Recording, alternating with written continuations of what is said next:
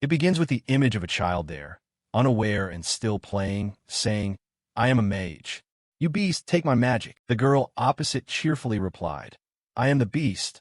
I will tear your mage to pieces." Then the boy raised the wooden staff in his hand into a fighting stance, and he struck it hard against the girl's forehead. The girl winced in pain and angrily shouted, "Why did you hit me for real?" But the boy felt no remorse and brazenly insisted. Beasts should be defeated by mages after all. So the girl demanded, "Then I want to be a mage too." The boy selfishly objected. No, the girl kept arguing. "That can't be." Just then, Rebus approached from behind, smiling kindly and greeting. "You kids are full of energy this morning, aren't you?" The two children responded politely. "Old man Rebus," the boy no nay asked, "how can I become a mage?" He answered honestly, "You can't just decide to be one, kid. A mage is the pinnacle of humanity, occupying the highest social ranks among us. Nobles and knights wielding the mysterious powers passed down from their ancestors. So unfortunately, you children can't become mages." The boy's father standing behind seemed helpless. "What are you telling the children, elder? Is that even true?" Rebus blinked in puzzlement. "What do you mean?" He bluntly explained. "They say a beast has appeared." Rebus said solemnly, "It's true." That left him unsettled. "What?" Rebus quickly explained.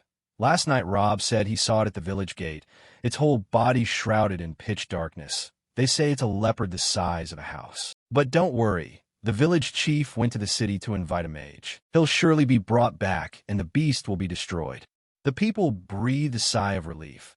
That's a relief. Then they warned the village children, "Listen up, kids. Don't go into the forest for now." Rebus picked up a branch and reminded them, "Be careful, too. If you're not a mage, you can hardly kill such a beast." The boy's father worriedly asked, "Does everyone in the village know?" He casually affirmed, "Of course they do." He asked further, "What about him?" Rebus blinked puzzled. "Who do you mean?" He mentioned, "The guy on Hizaril Hill, up on the hill where the sheep are resting." He explained to Rebus, "That shepherd Turan." Turan was lying on the ground, staring up at the sky, surrounded by the sheep. He thought to himself, bored to death. The scenery was exactly the same. Every day was the same as every other day. He closed his eyes and muttered in annoyance, "At this rate, I'll forget how to talk." Suddenly, he heard someone scold, "You good-for-nothing brat." Rebus leaned on his staff beside him and reproached, "The sun hasn't set yet. You're young and already slacking off, skipping work?" He angrily retorted, "You're blocking the sun, move aside." That made him furious. What insolence! He helplessly asked, "Are you still holding grudges about the old days?" Turan acted unconcerned and asked back, "What old days?" "The matter after your mother's death. You were going to secretly turn the sheep into communal property, weren't you?" His revelation made Rebus uncomfortable. He cleared his throat. He sat up and insisted, "Yes, if that's the case, it's true. I'm petty. I don't have the generosity to share my mother's inheritance. We're not close enough to inquire about each other's health. If you have business here, say it and be gone." Rebus shouted angrily, "You brat." Turan's expression darkened as he demanded, "What?" Rebus composed himself and warned, "A beast has appeared." Turan casually replied, "A beast?" Rebus gently stroked a sheep's head and reported, "They say it's a leopard the size of a house. Rob spotted it and is going to warn the villagers." Turan remarked nonchalantly, "That's a big deal, huh?" He asked worriedly, "Aren't you afraid? Around here you're the easiest target, you know. I don't know what your guts are made of. In any case, the village chief has gone to summon a mage, so be careful. I came here because I'm worried about you." Suddenly Turan cut in, "Adults aren't honest at all. Why not just say you're worried about the flock, not me?" Hit to the core, Rebus shouted angrily, "You insolent brat." Turan smirked and ordered, "Hey old man, say what you need to and get lost. Your mouth stinks so much it's almost deafening my nose." So Rebus had to leave, clutching his anger. Turan's gaze froze. A Ma Thursday is the name for beasts that possess mysterious, magical power. If humans have mages, beasts have Ma Thursday. Because of a Ma Thursday, a mage would come to this rural village? Finally, I'll get to see a mage in person, but a mage summoned by the village chief probably won't be top tier. He grinned excitedly and said, "Anyway, I want to see it for once." In his mind, Turan wondered how strong it could be. And suddenly he smelled something. Turan's eyes froze as he recognized the scent of blood. Dusk slowly fell. Turan walked slowly, somewhat bewildered.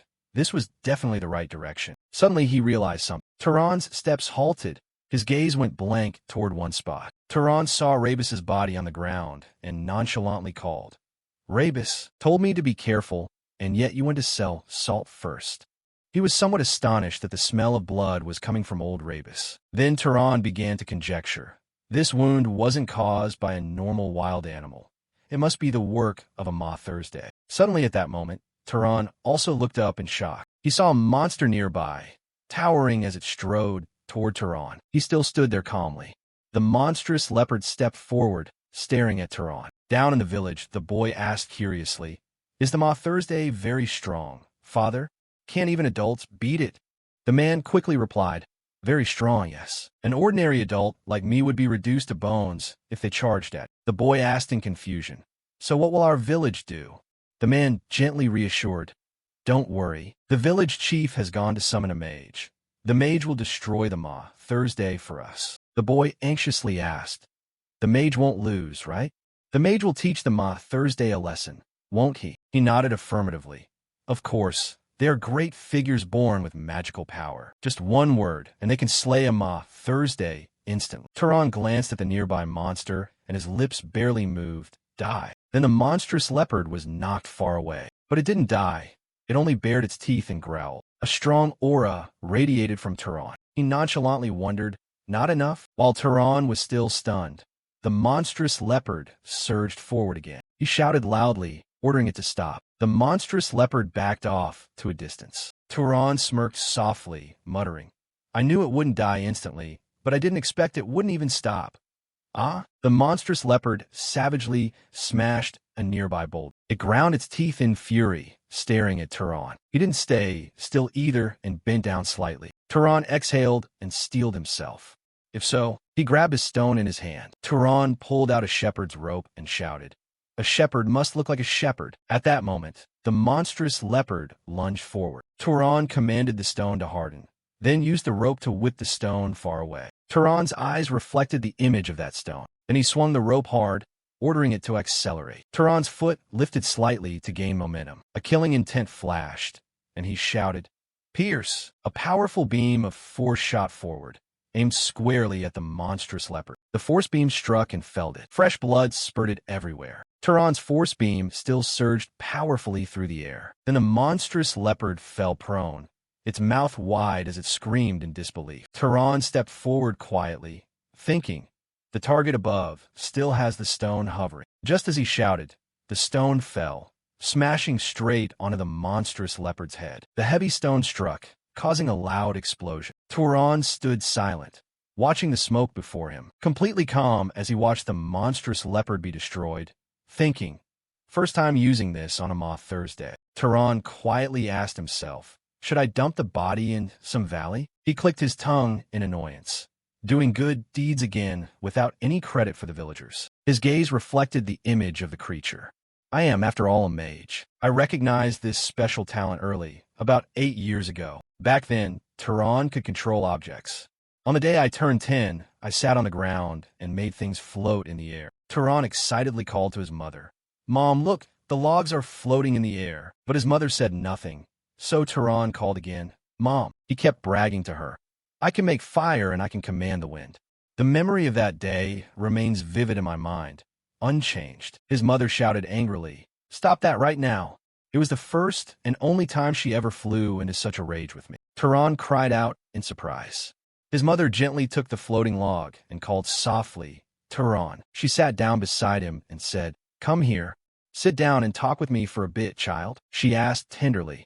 You still want to stay by my side for a long time, don't you? Turan sadly nodded and affirmed, yes, ma'am. Hearing that, his mother instructed, then promise me this.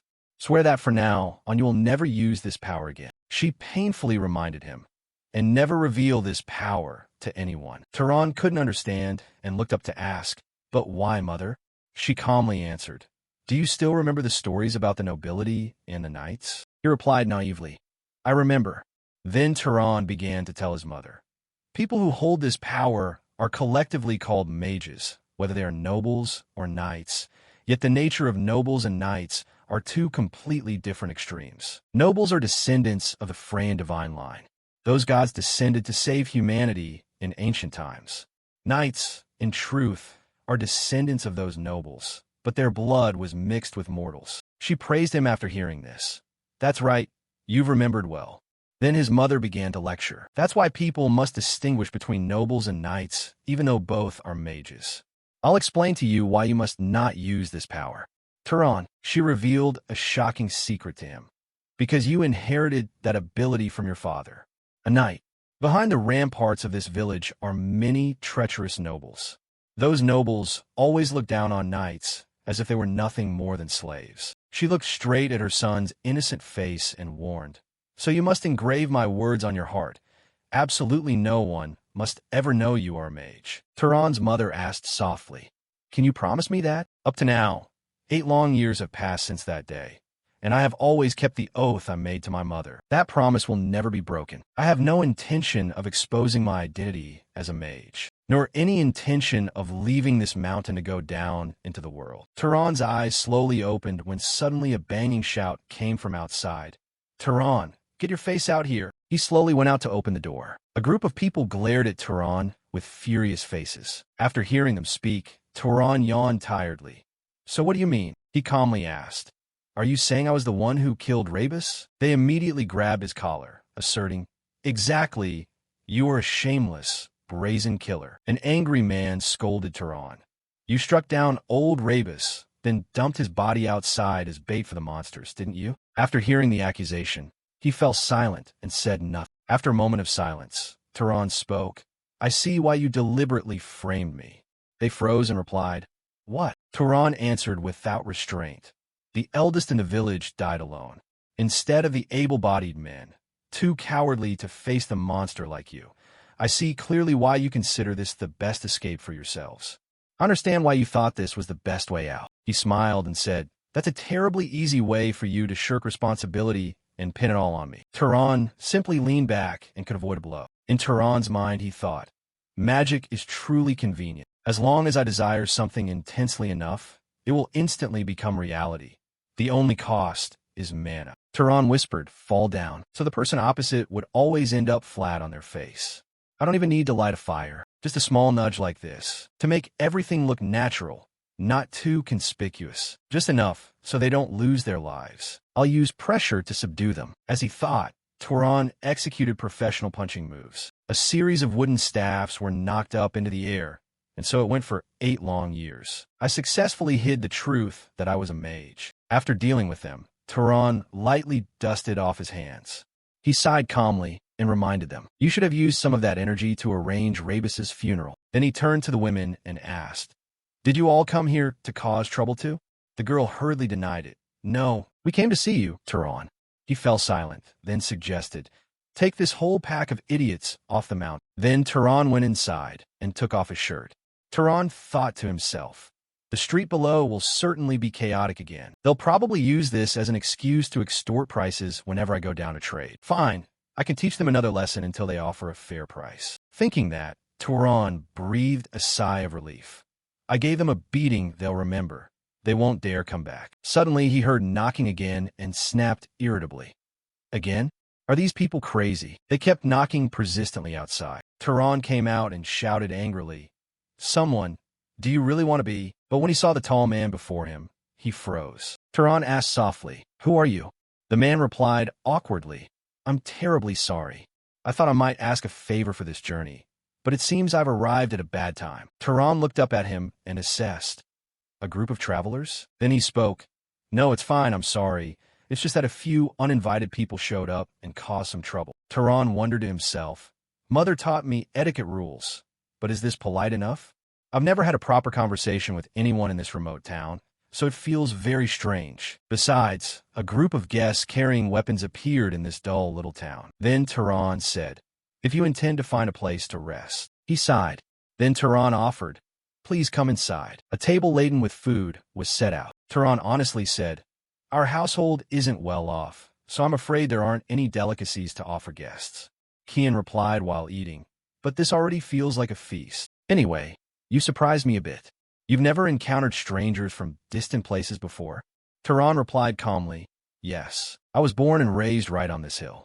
I've lived as a shepherd all my life, and it's very rare for this tiny town to have any travelers visit. While drinking, his gaze suddenly froze. Turan also lifted his cup and drained it. Suddenly, Kian exclaimed, "How interesting." He looked puzzled and asked, "Huh?" He bowed his head and replied slowly, "For someone who grew up here as a shepherd, you are remarkably well-versed in polite manners. Your parents must have raised you strictly." Turan answered honestly, "I learned those things from my mother, but she passed away a few years ago after a serious illness." Kian exclaimed cheerfully, "She raised a son to be proud of. So I'm sure she now rests with the gods in the palace of the heavens. I want to sincerely thank you once more." Turan replied casually, "I'm merely living according to what my mother taught." Then he asked curiously, "But what brought you out to this remote countryside?" Kian smiled and answered, "I was commissioned to handle a matter." He asked, a bit surprised, "A matter?"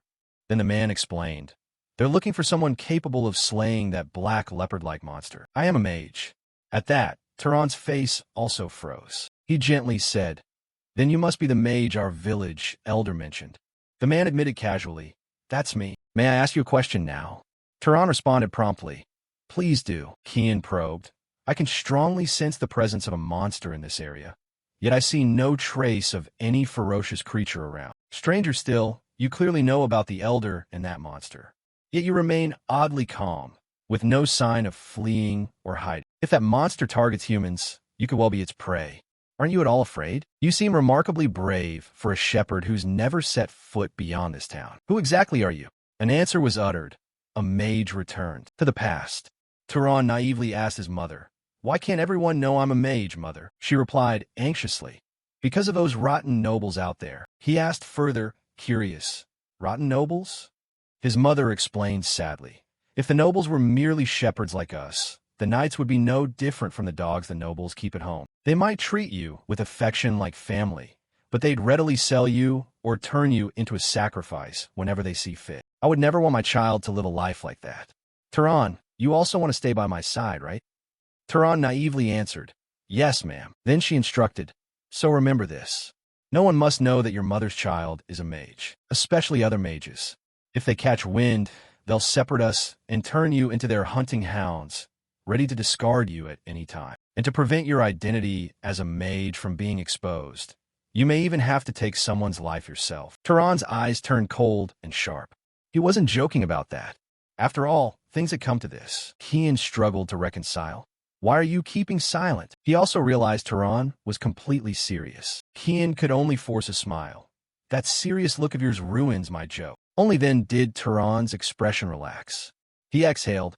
"That was just a joke?" He spoke up to apologize. "Forgive me, I'm not very quick with jokes." Kian also stood and came closer. "No, it's my fault. I should apologize for making you uncomfortable." Turan laughed and explained, "It's the first time I've heard a joke about mages, so I was a bit surprised." Kian was courteous as well. "Your reaction was so amusing, I couldn't help teasing you a bit too much." He held out his hand. "I just remembered we haven't properly greeted each other. It's a pleasure to meet you." Kian smiled and introduced himself. "My name is Kian, a lone wanderer." Turan returned the handshake. "How rude of me. I should have introduced myself first." He smiled. "My name is Turan, an ordinary shepherd." They sat down to eat and began a friendly conversation. Turan mentioned, "I'm just 18 this year." Kian replied, "As for me, I've reached 75. Turan was surprised. "You still look robust and much younger than your age." Kian readily explained, "Mages tend to age slowly and live longer than ordinary people." Turan asked curiously, "What made someone like you choose a wanderer's life?" The question made Kian nostalgic. "I decided to leave after 60 years of service to the Arabian family." He recounted, "In these later years, I just want the freedom to travel without being tied down." Turan thought to himself, what a free-spirited and romantic ideal. Their conversation went on, warming Turan. It was pleasant to converse so happily. Kian laughed cheerfully throughout the evening. The atmosphere in the house brought Turan a sense of ease and peace. With such a virtuous man, it was surprising how delightful it felt. They talked until dawn peeked over the mountains outside the window. Kian suddenly realized, "Is it this late already?" Turan smiled. "You're right. I was so absorbed in conversation I didn't notice the sunrise." Kian pushed back his chair. "It's time for me to continue my journey." He pushed a coin across the table. "Take this Arabian silver. It's the purest silver and should more than cover my meal. He pushed a coin across the table. Take this Arabian silver. It's the purest silver and should more than cover my meal. Before leaving, he glanced back fondly. Who knows? I might return a few times to bother you for a meal. The sky brightened over the hill behind town. The sheep contentedly grazed on the vast pasture. Tehran called out loudly, "Gather up." The sheep lifted their heads at the sound and began moving toward him. Tehran rarely felt as relieved as he did today. It was his first time meeting another mage. More importantly, how long had it been since he'd had such a pleasant conversation? He happily stroked a lamb's head. The easy manner and natural humor always shone through the old man's words. He was warmer than any adult Tehran had ever met. That very sunset, Kian appeared at Tehran's door with a wolf slung over his shoulder. "I'm back." Tehran marveled. He truly was an admirable man. He completely changed his prior beliefs. He had thought knights were soulless machines, always used like tools by haughty nobles. How am I supposed to report this to the village chief? On a forest trail, Kian was walking, thinking the land of Israel was now free of monsters. He quietly scanned his surroundings. The fallen, broken trunks reminded Kian of something. Traces of a battle remained, but there was no sign of the monster. He stopped before a large tree whose trunk was split by an embedded stone. Could the monster have been slain? Kian stared at it, pondering. Who would have the skill to hunt it? Or did the village chief secretly hire another mage besides me? He exhaled softly, but in any case, it was a relief, so long as the monster was gone and the people were safe. A gut feeling made Kian's eyes snap open. He suddenly became highly alert. He quickly whipped his head around. The giant beast paw stepped forward slowly, carrying a rank, black stench. Its head had been completely distorted into a grotesque, ugly shape. Yet the terrifying power radiating from this beast was full of menace. Kian froze for a moment. Wait, this is a monster race. He recoiled in panic. Who would be so irresponsible as to do this? The beast swiftly raised its paw to strike Kian. Its claw gouged the ground violently. But Kian was lucky and leapt clear. He regained his composure and analyzed the situation. If a monster's corpse isn't absorbed or its mana purified after death, it mutates into a resentful wraith like this. A mage who specializes in hunting monsters would never make such a basic mistake. The beast continued its frenzied assault aimed at Kian. He was baffled. Clearly whoever finished this monster must be a mage, so why would they leave it to become a wraith? Kian wondered. Did they really not know the consequences of leaving that source of mana? No. However green, a novice would know this basic rule. Otherwise, they couldn't have stood against it in the first place. Kian's hand condensed a golden orb of mana. Or does the culprit have some other scheme? Whatever the case, I must destroy it immediately. Mana formed into a sustained beam of light. Kian directed it to attack the beast, but the technique seemed unable to inflict any damage. Kian was stunned by the beast's power. My magic has no effect at all? That means this creature's mana far exceeds my control. He suddenly panicked when all that remained before him was a pool of black water. Where did it go? Kian strained to reason. Is it using mana to counter magic with magic?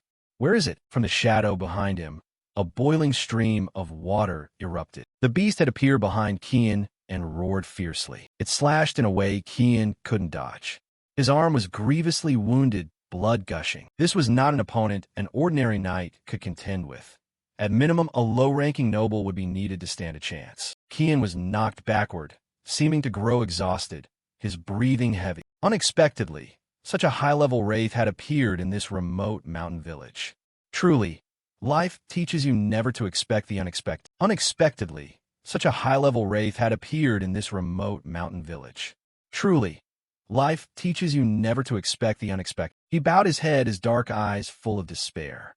Kian gritted his teeth. But I will not go down easily. Even if I die, I will drag you into the grave with me. His hand gathered immense mana. I'll concentrate all the remaining magic into my palm and strike directly the moment it charges. The beast also lunged forward at the same time.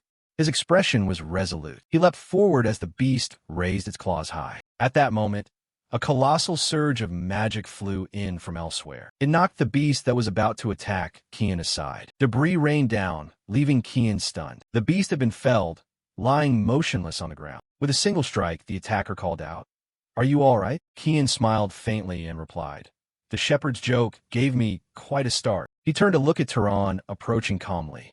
Tehran. Kian was surprised. So you're a mage? Tehran admitted. Yes, that's right. Kian asked unexpectedly. Why did you hide it from me before? Silence stretched, and he felt helpless. No. Let me ask this instead. Why did you intervene to save me now?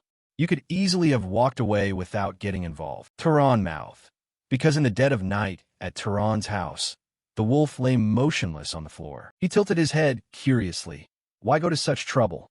Kian, puzzled, asked again. What do you mean? Tehran explained.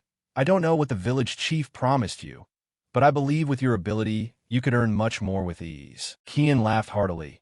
They are truly pitiable. Tehran bowed his head in silence. What's so pitiable about? Kian leaned back comfortably. They live on this frontier, always trembling in fear with no minimal protection. Tehran interrupted. Is that really your responsibility or fault? Kian thought otherwise. He declared. A mage's duty is to inherit the power of the divine. Therefore, we should live with the pride of protecting the lowly people. He closed his eyes and sighed. Perhaps not every mage shares my ideals. Each person has their own thoughts and path. Thinking of that made Tehran smile slightly. He replied calmly. Doesn't everyone have the right to choose their own way of life? The beast recovered its strength and suddenly attacked the two of them. Kian quickly regained his composure and cautioned. Listen to me. This is not something we can face. He was firm. It's the kind of monster you cannot defeat unless you're a noble. Quickly inform the village chief and help everyone evacuate immediately. The beast transformed, revealing eerie green eyes and a leaping body. Kian stood and faced it. I'll stay to hold it off. He watched the beast worriedly, thinking to himself, though I say that bravely, I don't know how much longer I can hold out. Tehran blurted out. It will be fine. He manipulated a rock by the roadside. I believe if the earlier attack hit its mark, everything will be all right. Kian froze. What are you muttering? Tehran's composure made him realize silently. Could it be that the strike just now wasn't the full extent of his power? A young knight, living reclusively on the mountain, yet capable of hunting a wraith that requires noble strength. And indeed, the seasoned knight, Kian, pondered just that. What he was witnessing now was not merely a chance rural encounter. The countless small stones hovering in the air under Tehran's magic were also not the impulsive act of a young knight trying to break from nobility. They all erupted with Tehran at once, amplifying the mana around him considerably. The scene unfolding before him. He smiled. It might very well be the beginning of a mage who will change this world. Tehran replied to Kian. I'm also very curious about my true limits. Kian, hearing this, grew angry. I absolutely won't allow you to act like that. No matter how great your talent, that entity is still an extremely terrifying opponent. He instructed, when the beast raises its claws, we must coordinate together. But before it could strike, Tehran moved first and sent it flying away. Kian finally acknowledged the gap in strength. No, if I rush in now, I'll only be a hindrance. I couldn't even react to that last blow. He withdrew the mana in his hand. At this moment, I can't be of any help. What must be done now? Kian wisely stepped aside to observe Tehran's powerful, erupting mana, allowing Tehran's talent to shine brilliantly. Though Tehran appeared calm outwardly, he seemed to be struggling. Damn it! The jump to dodge the beast attack was still intact, having no effect at all. Kian shouted a warning. You can't finish a wraith with ordinary physical attacks. Tehran retreated out of the beast's attack path and asked, Then how am I supposed to destroy it? With Kian's prompt, use fire. Tehran raised his hand, his eyes lighting up. Kian hesitated, or lightning would also work. A blazing red flame flew in and seared the beast's hide. Tehran frowned in confusion. It still had no effect. Kian loudly, not like that. He fell silent in thought. To impose a mage's power on another living being, establishing the causal rules is the most fundamental prerequisite. Don't tell me he is even ignorant of the most basic knowledge of a mage. Kian suddenly realized. Could it be? He watched Tehran's nimble back evading the beast.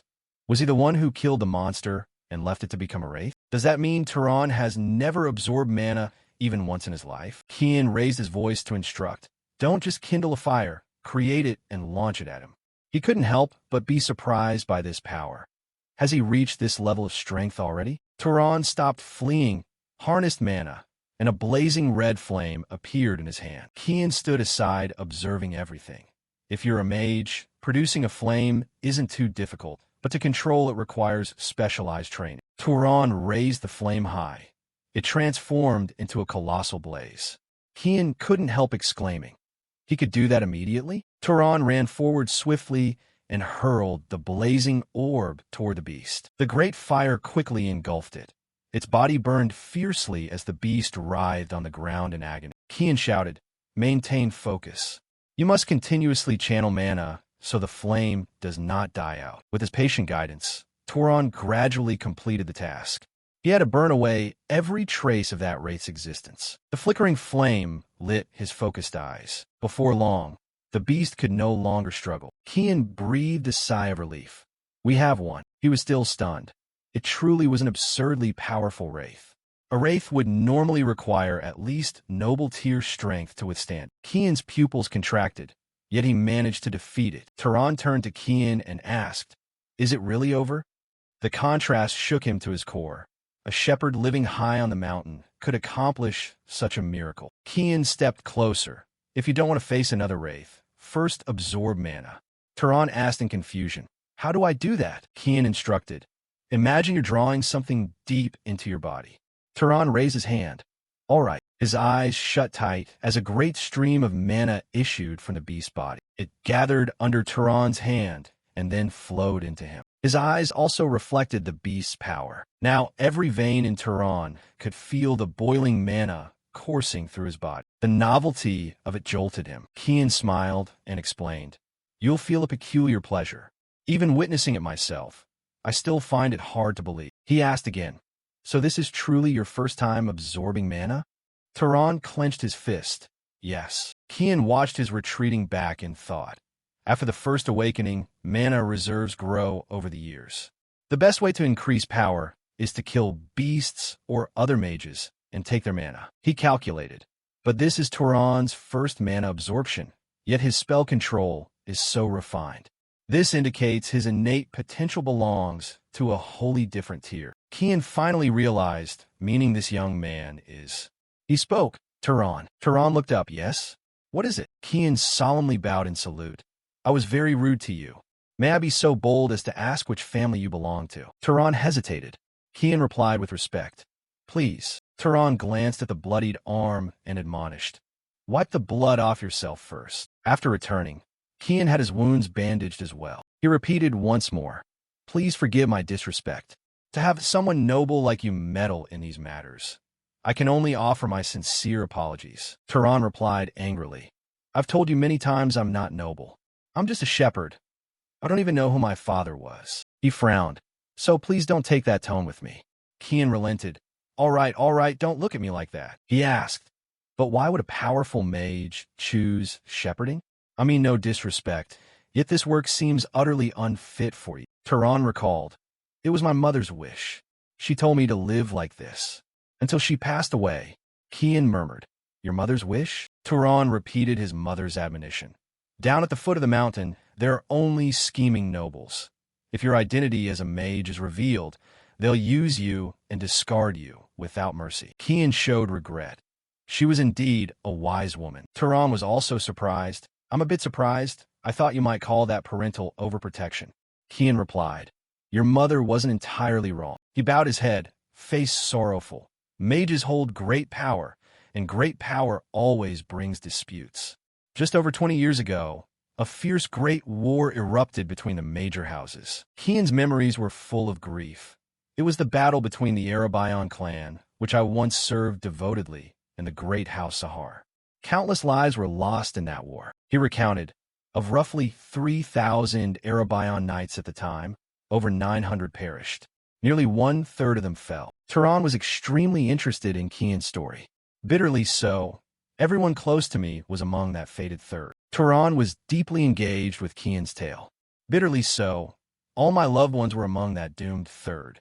He recalled in sorrow his brother Denver, who always dreamed of opening a laundry after the smoke cleared. Masterman, who sternly taught me because I still had many flaws to learn from, and even my beloved wife and son. They were all slaughtered by House Sahar. I alone survived. Kian fell silent. That is why your mother was right in one respect. A knight's life can be senselessly fleeting and more fragile than a commoner's, he cautioned. However, there's one thing she misjudged: your innate talent. Turan asked curiously. My innate talent? Kian scratched his head. It's embarrassing to admit in this miserable state, but I was a rather capable knight. Yet you could easily destroy that aberrant wraith, something even I couldn't overcome. He assessed. Your potential isn't confined to a normal knight's level. At minimum, you've already touched noble rank. Kian glanced at Turan. And among them you certainly belong to the upper tier in aptitude. Turan spoke up. My mother said my father was a knight. Could that have been a lie? Kian amused. In rare cases, a child of lesser aptitude can be born into a noble family, or conversely, a child with noble talent can be born into a knightly family. Seeing it that way, I think it's best you leave this hill to venture out and explore the wide world. Turan was surprised. Why is that? Kian answered in good faith. Because humanity desperately needs more talented nobles and knights. We have not yet fully dominated this world. He pondered and recounted ancient tales. Other races rejected by the gods still lurk, waiting for an opportunity to rise again. Kian's tone grew angry. And amid that backdrop, the nobles are busy fighting each other for power. The door opened slightly. That is why this age craves strong, compassionate nobles like. Before leaving, Kian asked, above all, you don't feel satisfied with this dull life of shepherding, do you? The question made Turan fall silent for a moment. His silhouette briefly revealed loneliness. What can I achieve at the foot of that mountain? Kian had no perfect answer. That depends entirely on what you desire. He smiled kindly. Wealth, fame, status, family, or genuine friendships, whatever it is, it's extremely hard to find here, isn't it? Kian turned and reminded him. Just imagine, you could be a righteous hero like me, slaying the monsters that threaten the people. He left with a final suggestion.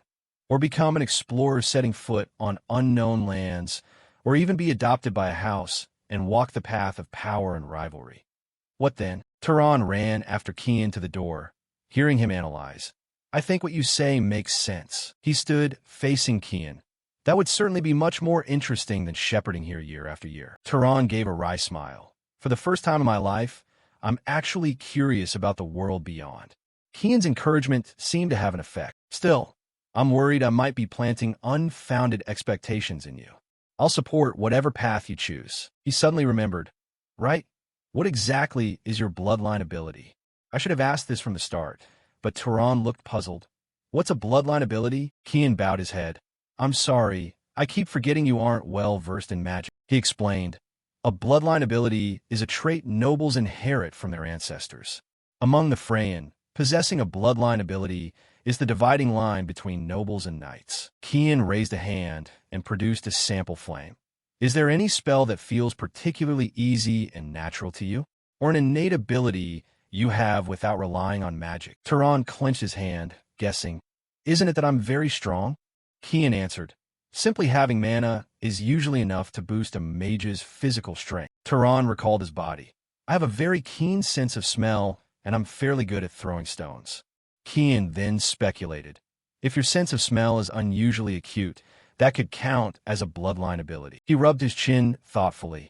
And pinpoint accuracy with ranged weapons is one of the marks of the Erebion house. However, that's also a fairly common trait. Kian asked with interest. Keep going, tell me more. Turan nodded. All right. After a while of talking, Kian concluded. I understand. Turan asked anxiously. What's wrong with you? He couldn't hide his curiosity at Kian's serious expression. Why do you suddenly look like that? Kian said. I think I've realized which house your abilities most closely resemble. Turan tilted his head. Which house is that? Kian had kept his head bowed the whole time. A renowned great house. He recalled that house's savagery and his own past pain, known by the title of trackers or master hunters. Those who suffered losses from war were the Zahar house, the very ones who once faced House Erebion head-on. Turan was stunned and couldn't believe the words he heard. House Zahar. Cold sweat ran down his face, and his eyes repeated the name in shock. House Zahar, great. Thinking this, Turan swallowed and covertly glanced at Kian beside him. Was he saying he shared a bloodline with his enemy? He pressed his lips together. His thoughts became tangled. What should I say to him? Should I apologize? But these are relatives I've never met. Strangers, really. Suddenly Kian called Turan. He quickly replied, Senior. Before Tehran could respond, Kian patted his shoulder lightly in consolation. Don't be so worried. You weren't involved in that war. Even so, Tehran still felt very uneasy. But Kian offered a slightly relieved smile and advised, That's adult business. If blood is repaid with blood, grievances will never end. Hearing this, Tehran suddenly asked, Don't you feel any regret? Kian's eyes flickered.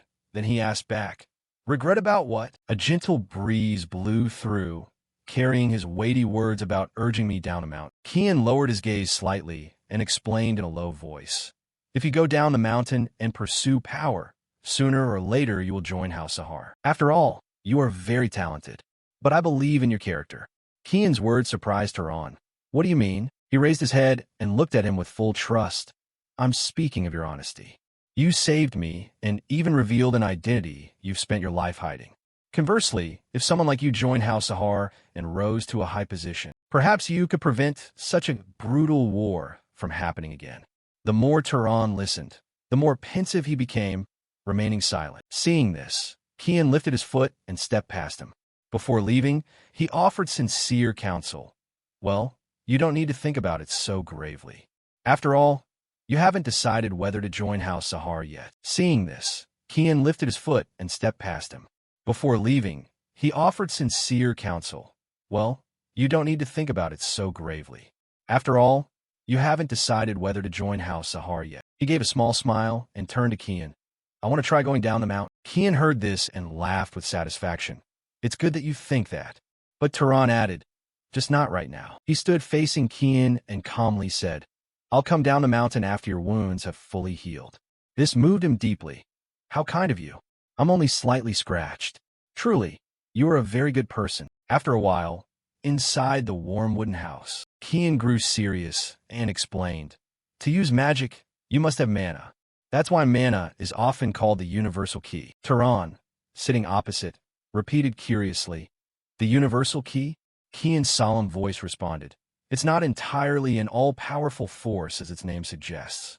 But to use magic you need a corresponding amount of mana. Tehran asked in confusion, What is the standard for having mana appropriate to a spell? He calmly added, I'll explain it right now. Saying that, he held up 3 fingers. The difficulty of a spell is largely determined by 3 factors. First is bloodline, second is affinity, and third is the law of cause and effect. Kian then explained each point to Tehran. First, bloodline is determined by the blood you carry at birth. This applies to most nobles who are not knights. For example, it's very difficult for you to heal my wounds with magic, isn't it? He replied, That's right. In Kian's mind a land appeared, and he continued, But for the Revista bloodline from the south, that's something they can do even without training. That is power derived from bloodline. Tehran lowered his eyes to his palm and asked, What about the second factor, affinity? Kian continued, You can also think of it as familiarity. It's the idea that a mage can perform actions more easily with what they like or are accustomed to. Tehran then understood, like how I form a fireball as if I'm throwing a stone. Seeing this, he stood up satisfied. Exactly.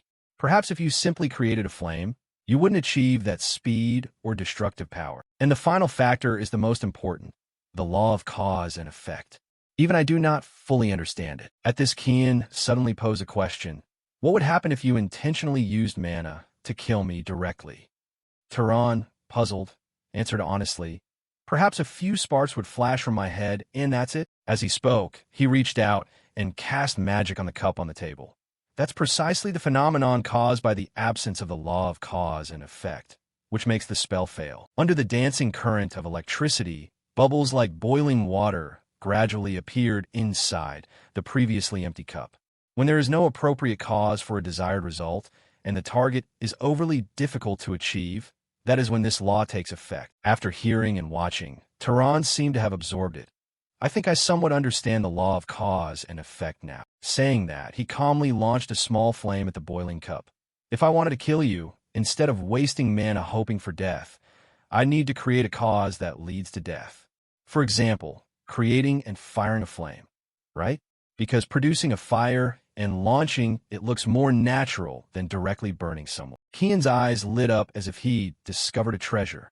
Exactly. You could have been a scholar instead of a mage. Turan withdrew his magic, rubbed his chin, and murmured, but I can command ordinary animals at will. So why do magical beasts need such conditions? Kian shrugged casually and explained, because of their mana reserves. After that they discussed for a long time inside the wooden house. Long afterward, Turan finally broke into a sweat and sighed softly.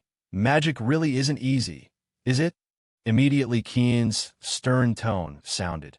An outstanding mage not only knows how to use mana, but must also understand the principles and circumstances behind it. He looked up at him and asked, now that I think about it, does House Sahar have any special magic?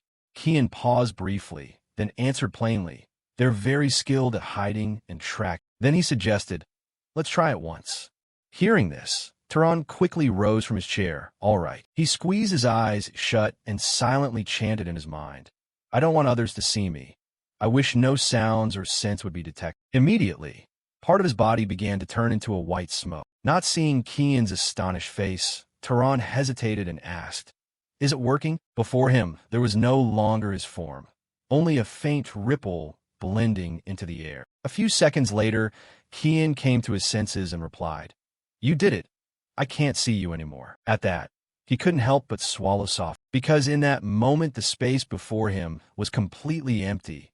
Not even a ripple remained. But in an instant, Turan gradually reappeared in his original spot. Kian looked at him and spoke, his tone betraying astonishment. It's been a long time since I've seen it, but it's still a terrifying ability. In battle, the Arabian knights feared that power most of all. Turan fell silent for a moment and sighed. This seems like a ridiculously powerful ability, almost unfair. However, Kian did not entirely agree. But remember, it's not invincible. He didn't continue the subject and quickly turned to leave. Now I'll teach you some magic training methods. Kian's actions made Turan even more puzzled. Is he teaching too much to a mage of the enemy house? But he simply said gently, you saved my life and even healed me. Haven't I already said? Kian lowered his eyes, placed a hand over his chest, and said with conviction, I trust your character. Some time later, when the village chief heard the news, his face twisted and he shouted angrily, what? You're going to sell the flock and leave. He glared at Turan, who was packing a travel bundle, and scolded, so who will herd the sheep from now on? How can you decide this on your own without consulting us? Hearing this, he retorted angrily with his eyes closed, go find your own shepherd. What I do with my property is none of your business. His successive threats made the villagers cower in fear. Anyway, I hope you'll buy the flock back at a fair price. Otherwise, I'll release them and leave alone. You can try to catch them, but it'll be quite a task. One villager, worried, quietly called out, Chief. He was now gritting his teeth, silently calculating. This bastard is the sort who follows through on his words. Provoking him won't gain us anything. In the end, the village chief had to relent and handed Turan a pouch of coins. All right, I understand. Leave or stay. Do as you wish. After that, he left the village together with Kian. Turan suddenly frowned as if remembering something and said, I just remembered. The villagers still owe you compensation after everything that happened. Should I go claim it? Kian simply smiled lightly as if unconcerned and replied, I never intended to take it.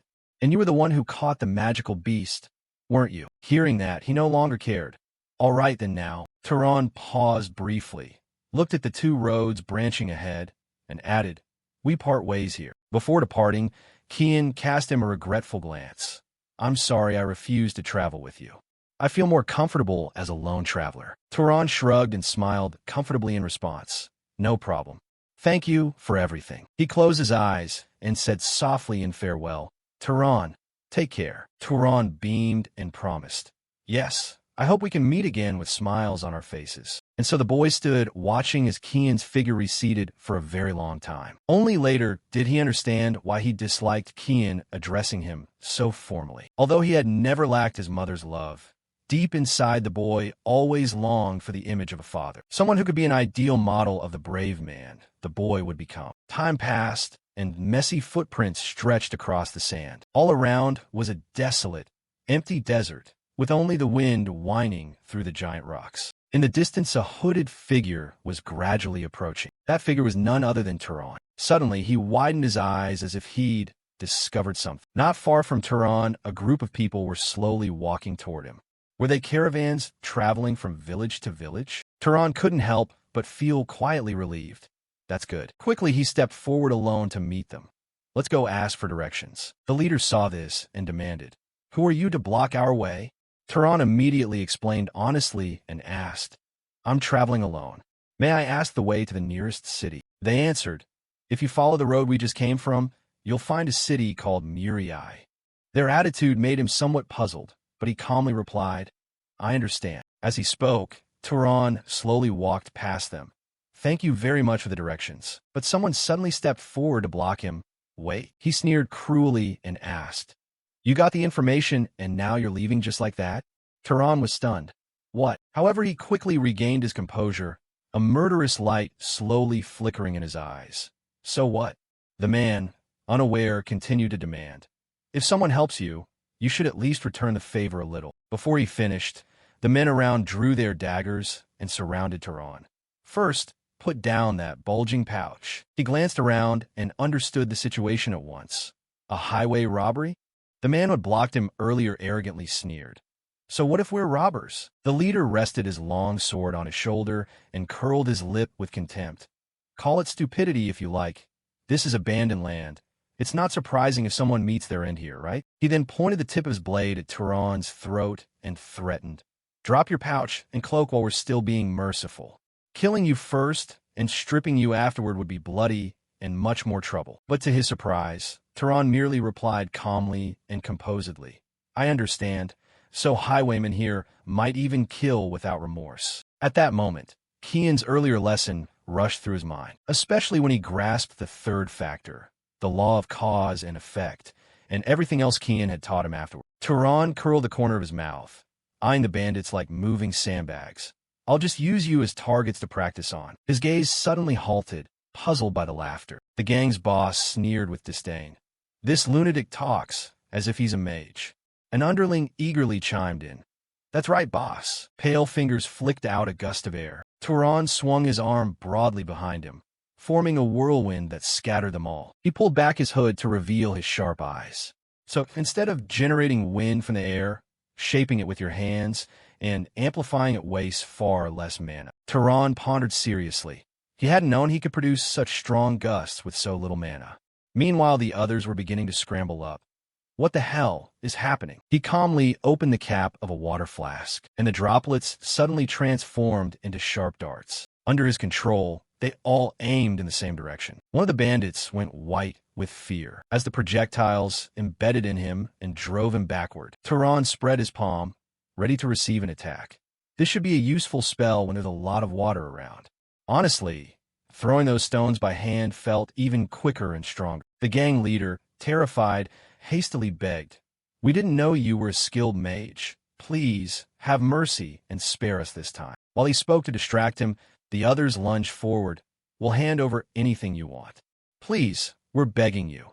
Be merciful and spare our lives. Turan decisively lifted one foot to the proper height. He stomped hard, and a surge of sand behind him swept over the bandits. The leader watched with a pale face. Impossible. Turan looked down with a terrifying expression.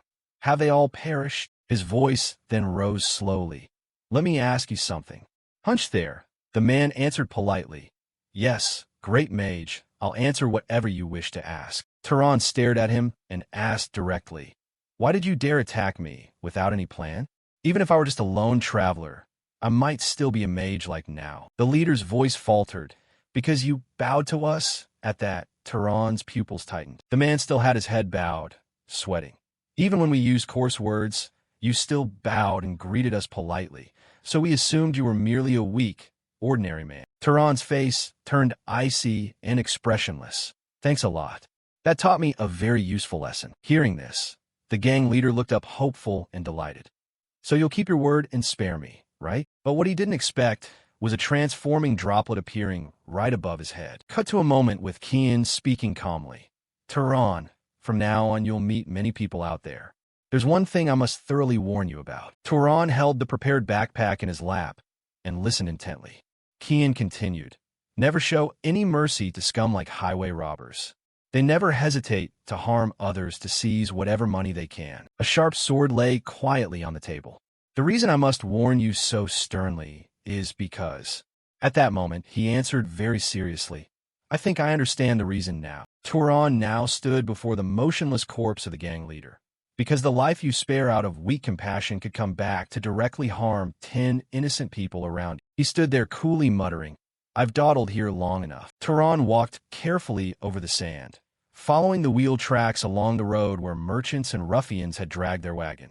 Heavy wheel ruts were clearly cut into the layers of sand. He continued alone, marching along the trail. The thought seemed engraved deep within Turan's mind. His lips pressed together as he kept moving forward without looking back.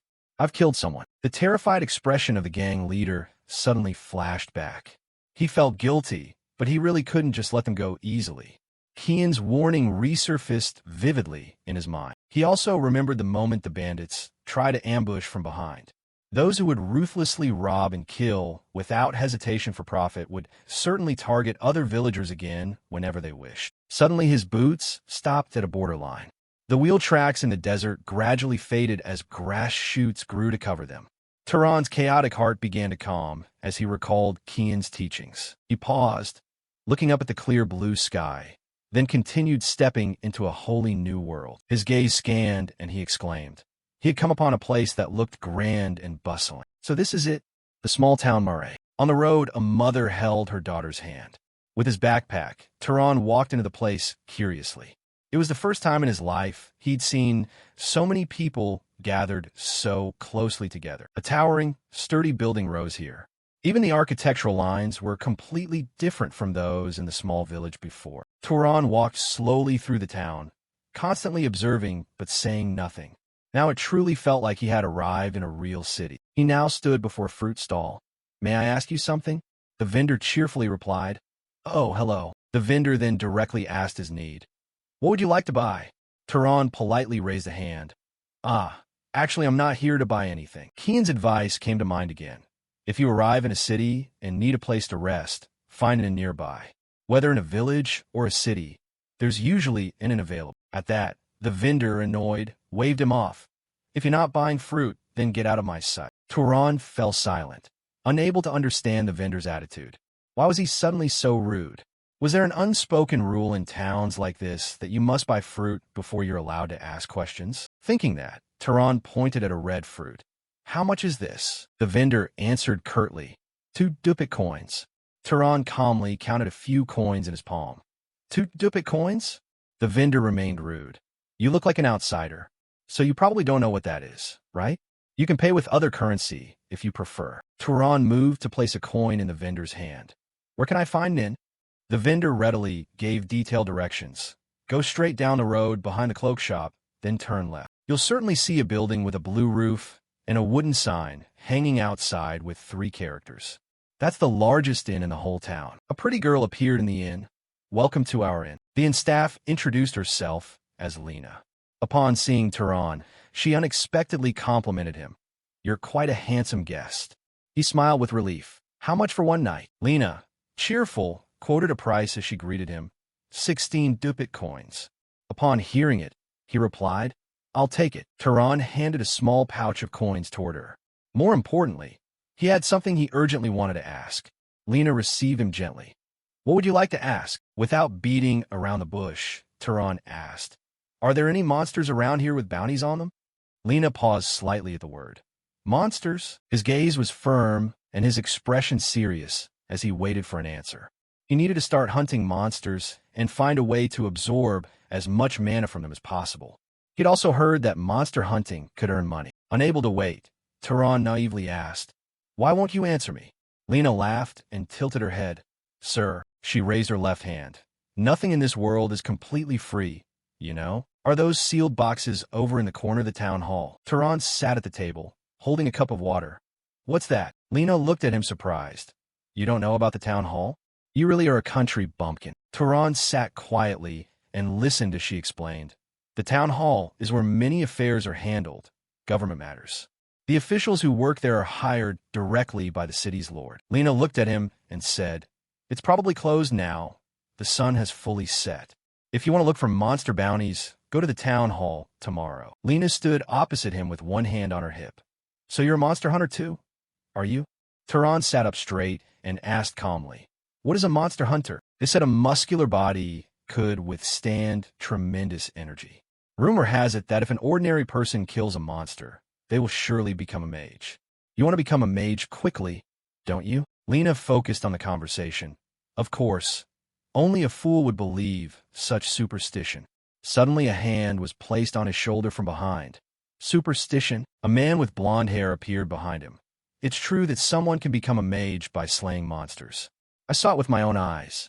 And his name was the monster hunter Medan. Lena noticed his arrival and asked, Medan, you're still alive? Medan looked nonchalant.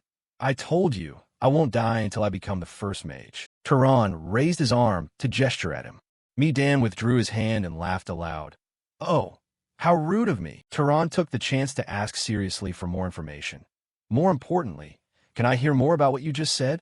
Medan looked him square in the eye and replied that it was possible to become a skilled mage by slaying monsters. Lena sat at the table, idly holding her cup, listening to their conversation. Mages grow stronger when they hunt monsters. By the same principle, if an ordinary person kills a monster, they can become a mage themselves. Medan glanced at the 4 other men behind him. The 4 of us are out hunting monsters to become mages. One of them crossed his arms confidently. That's right, exactly. Tehran, a little surprised and serious, looked at them. So what does that mean, someone here is already a mage? They answered immediately. No way. In this town, there's only the Lord's mage and 3 others under him. Medan spoke casually and laughed. But you said you've hunted monsters before, and with your gear you're underprepared. Don't you have any weapon at all? Tehran pulled an item out before them. I do. Medan recognized it at once. Is it a slingshot? Just look at how worn it is. You've clearly used it many times. Tehran was serious in the tense conversation. Yes, I have it. It's suitable for shooting something about the size of an egg very fast. Medan rubbed his chin and studied the slingshot. With that weapon, you could easily hunt monsters like rabbits or foxes. Tehran blinked in surprise as the man looked at him. Actually, we were just saying we need another ranged shooter. Are you interested in hunting with our group? At the time, Tehran answered offhandedly to finish the matter. No. But that night, lying on the bed, there was no real reason for him to go out hunting with. He looked a bit hollow and utterly tired. Today was truly a chaotic day. The backpack he carried was placed neatly beside the bed. He still couldn't really believe he had decisively left that village. Tehran raised his palm and idly toyed with a little mana. What will happen next from now on? His ears suddenly twitched as it caught a sound. Tehran reflexively sat up and looked toward the door. Who is it? He recalled walking the barren road with Kian.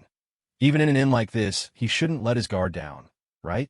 Kian had walked beside him with his hand in his coat pocket and affirmed, That's right. Kian looked at him kindly and smiled slightly. A city doesn't automatically guarantee safety. Hearing that, he replied, I understand. He continued to warn Tehran to be careful. So never let your guard down. He obeyed dutifully. Understood. Tehran moved closer to the door, one hand already channeling mana. The room door eased open a little for him to peer out. His expression remained unchanged. Lena appeared at the doorway with a smile. Is that Lena? She asked softly. Are you asleep yet? Then she added her reason. I thought the room looked rather cold, so I wanted to warm it up for you. Tehran was a bit surprised. What? Lena put on a coy expression as she looked at him, fiddling with the bow on her chest. What do you mean by that? She stood there hesitantly at the door, still flustered. Literally what I said. Tehran stood with his legs apart, still not understanding what she meant by literally. Lena moved closer, making an offer. For a little money, I'll do anything you want. Tehran, still clear-headed, replied firmly. What if I don't want anything? She deliberately pressed in with her alluring body, teasing, Don't lie. You don't need me to tell. I can tell just by looking at your face. Unexpectedly, Tehran squeezed his eyes shut, his expression compassionate like a Buddha's face. Lena was suddenly speechless, only able to stare with wide eyes. Kian's stern, angry face appeared in his mind. No. Tehran stood frozen, confused by Kian's expression. Always be careful with inmaids and prostitutes. Most of them carry venereal diseases. He listened seriously to Kian's admonition. We may have good resistance, but if you slip up during relations, you could infect a woman. Don't let desire make you do something you'll regret. Lena, now flushed with anger, stomped down the stairs. Cities really aren't easy, are they? From the fruit seller incident to Lena herself. Tehran turned back and lay on his side in bed. Even small bits of information or a little story had to be paid for. The city truly was rather cold. His eyes turned toward the direction of a sound. Hey, I have something to ask. One of me Dan's followers asked. Why did you want to recruit that kid earlier? He doesn't look very useful. Tehran forced a thin smile, his face looking rather sad. Yeah, that's true. His attitude's rude. He looks like bait for predators. But suddenly his eyes widened when he heard me Dan say, seeing him reminds me of my youth. Watching him go hunting with that kind of weapon really worries me. Me Dan walked on, smiling kindly. With me around, maybe he'll live a little longer. The beast hunter me Dan. The followers could only accept it. He was just too kind by nature. Because of that, Tehran let a satisfied smile appear on his lips. Well then, Tehran folded his hands behind his head and stared at the ceiling. The city wasn't as cold as he'd thought. Cut to the next day, as sunlight fell on the town hall. A man at the reception desk flipped through a stack of documents. Hello. What can I do for you? Tehran approached politely and asked carefully. Are you an official here? The receptionist answered immediately. Do I look like one? He didn't beat around the bush and got straight to the point. I'm here to hunt beasts. The receptionist tilted his head, a bit surprised. Beasts? Kian's gentle words appeared in his mind again. Life won't be kind to you. At that moment, he had asked why. Kian sat on a rock, stroking the sheep's wool. Because there's no reason for it to be kind. If you want people to treat you well, it's simple. The receptionist handed a sheet of paper to Tehran. As soon as he took it, he was instructed, don't take this outside. Return it after you read it. Tehran looked at the crudely drawn black crow on the paper. Is this the monster? The man snapped back. Do you think that's a cat? The receptionist continued flipping through documents. Unlikely, but if you kill a monster, bring it into the city. If a mage doesn't reclaim its mana, it can become an undead. He repeatedly warned him. If you kill a monster and leave it, city law punishes it harshly, up to death. Tehran studied the papers and listened. I understand. The ferocious, misshapen monsters replayed in his head. I know what happens if a monster turns into an undead. I must not repeat the same mistake. Tehran deliberately asked, don't the knights hunt monsters? The man didn't even look up, just kept writing. Do you think those fellows have nothing better to do? He pushed the paper with the crow information across the table. The knight's role is to maintain security in the city. Tehran wanted to confirm. So, I have to hunt monsters outside the city? After getting the answer, Tehran turned and left. That's the work for rough hands like you. When the receptionist mouthed something and then looked up, he realized. You left? There's about to be another corpse outside the city. One, I was milky white, with no pupil visible amid the jet black feathers. A black crow lay dying, having just taken a deep wound to its chest. Everyone at the town hall who saw it went pale. Impossible. That's it then. The receptionist and two others peered intently at the brooding crow. You brought it back this fast? Tehran stood quietly beside them as the man asked. Did you catch it by yourself? He showed no particular expression and answered softly. Yes. Tehran immediately asked straight for what he wanted. Where's the reward? A chubby-looking fellow hurried to the desk. Of course you'll get it. They put a small pouch of coins into his hand. You must be tired. Go rest. He took it and replied, Thank you. After he left, the three of them stood around the crow discussing. Amazing. The wing is still intact. Is it really possible to bring a crow back in this condition? The receptionist's gaze flicked as if something had caught his attention. He still noticed Tehran's presence there. Oh, you're not gone yet? Tehran nonchalantly asked further. Are there any other monsters worth hunting? He broke into a sweat in surprise. What? He stood in the sunlight, unscathed and very comfortable. Could he really go out hunting again? A feast of delicious dishes was laid out. This is the most expensive item on our tavern's menu. Lena sighed with relief after setting a pile of good food on the table. I can't believe you hunted 30 monsters in 3 days. Tehran found it ordinary. It's nothing special. Tehran calmly enjoyed the meal. You must have earned a lot. Tehran opened his eyes and said seriously, It's not just about the money. As he defeated the small monsters, he drained their mana. More precisely, it was the monster's mana he targeted, and that definitely made him much stronger. Tehran stared thoughtfully at his palm. His mana had increased several times since he met Kian. His pupils did not flicker as he stared, but he felt he was nearing his limit. Relying only on the mana of weak monsters would likely make further growth difficult. Tehran suddenly spoke up. Hey. Lena jumped and answered immediately. Yes? He casually asked. Nobody stole any of his food, right? Lena, standing beside him, was certain. You ate it all by yourself. She tilted her head in surprised praise. You look so thin, but you sure can eat. The inn's cook wiped his brow with a towel. It's been a long time since someone ate a meal like this. I'm delighted you did. Tehran rose from his chair and nodded at the food. It was really good. The man cheerfully promised. Next time I'll cook even better. Suddenly a hand shot forward and grabbed his hat. Another arrogant fellow appeared from behind. Eating well all by yourself? Eh? Tehran remained silent at first, not bothering to look back. You scrawny runt. Making money these days, huh? Before the man's words finished, he ate a straight slap to the face, shared among his group a bit. He staggered, stumbling backward. Ew. One of his cronies outside cursed. You bastard. Tehran tilted his head slightly.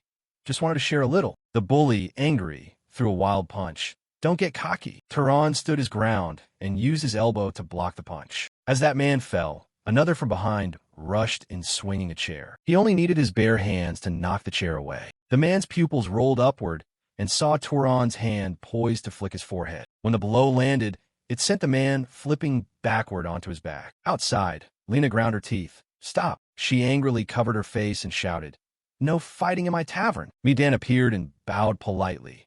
Sorry. Sincerely sorry. Tehran stood motionless before the bow and said, I've punished you both.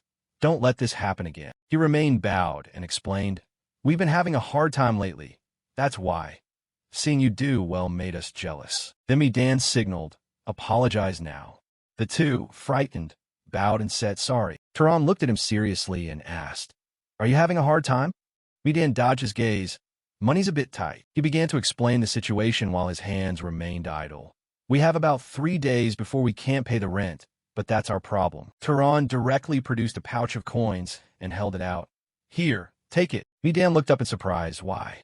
Tehran explained calmly. This is thanks for your kindness the other day, inviting me along. Medan was the one surprised to hear that. How did you know?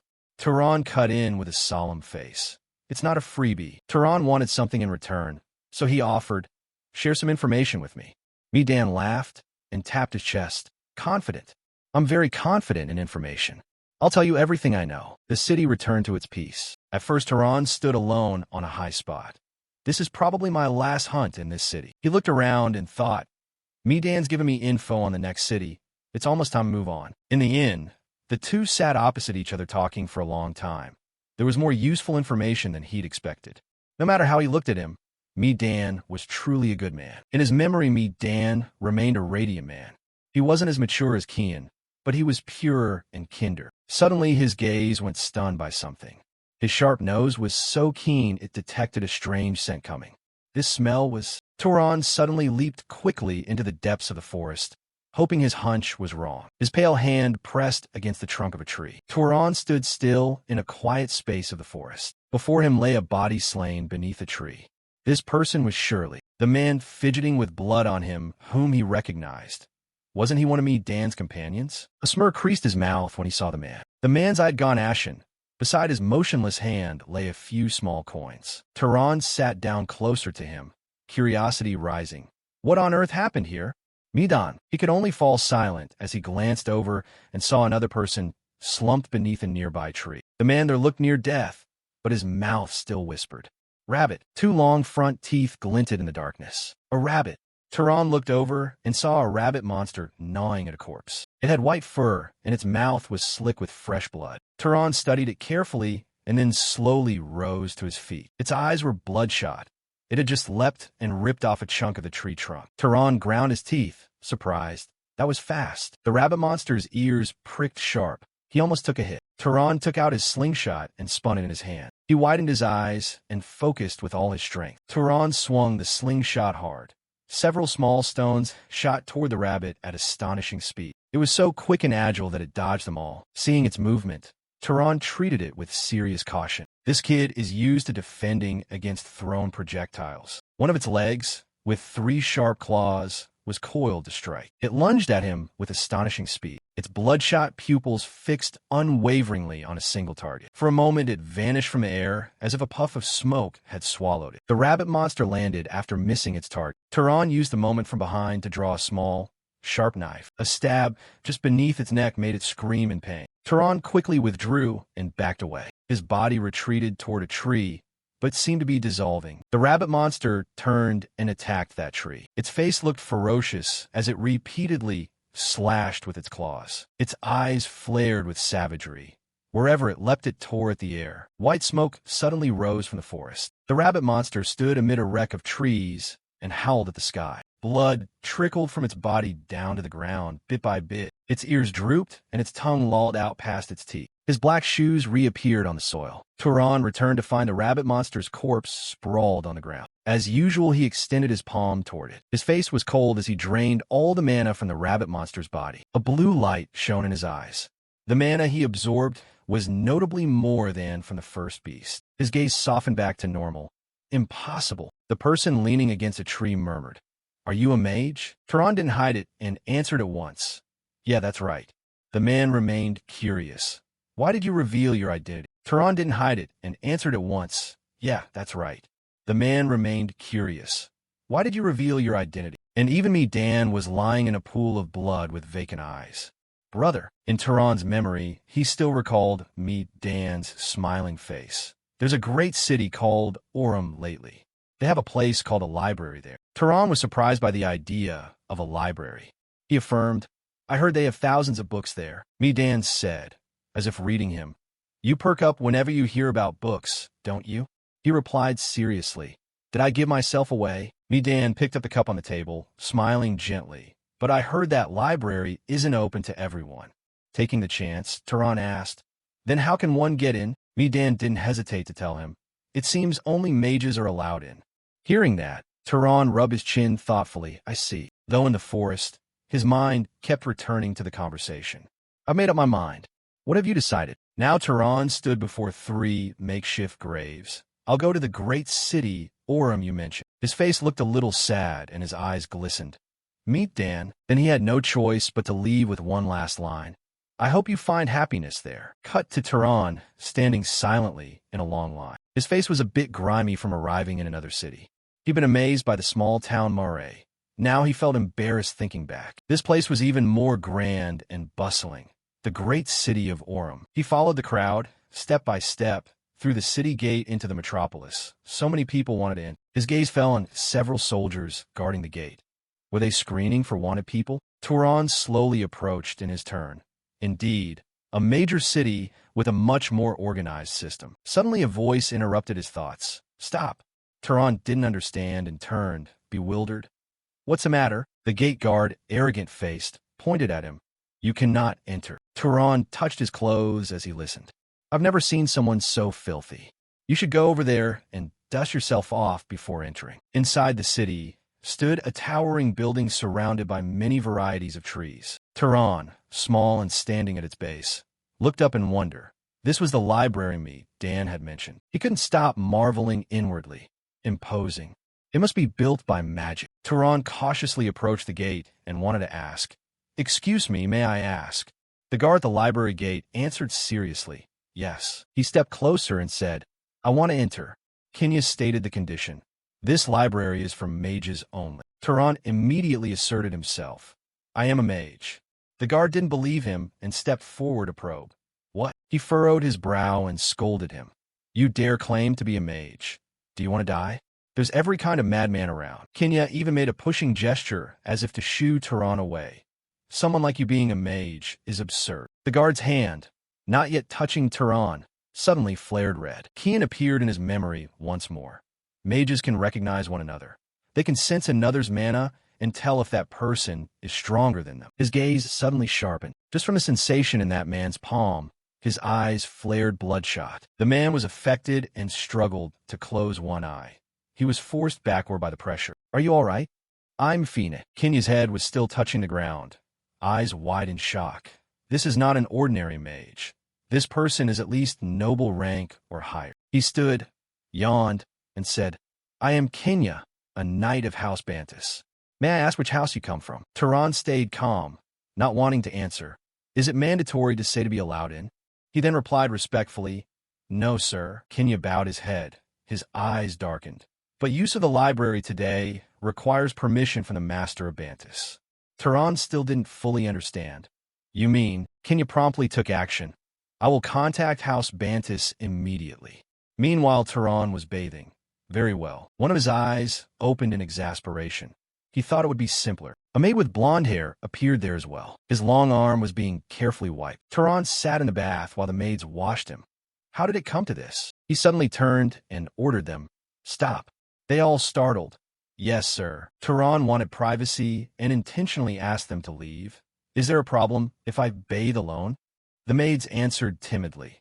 "If we don't serve the noble properly, we will be punished." In this vast manor city, he had to accept it. "As you wish." They complied.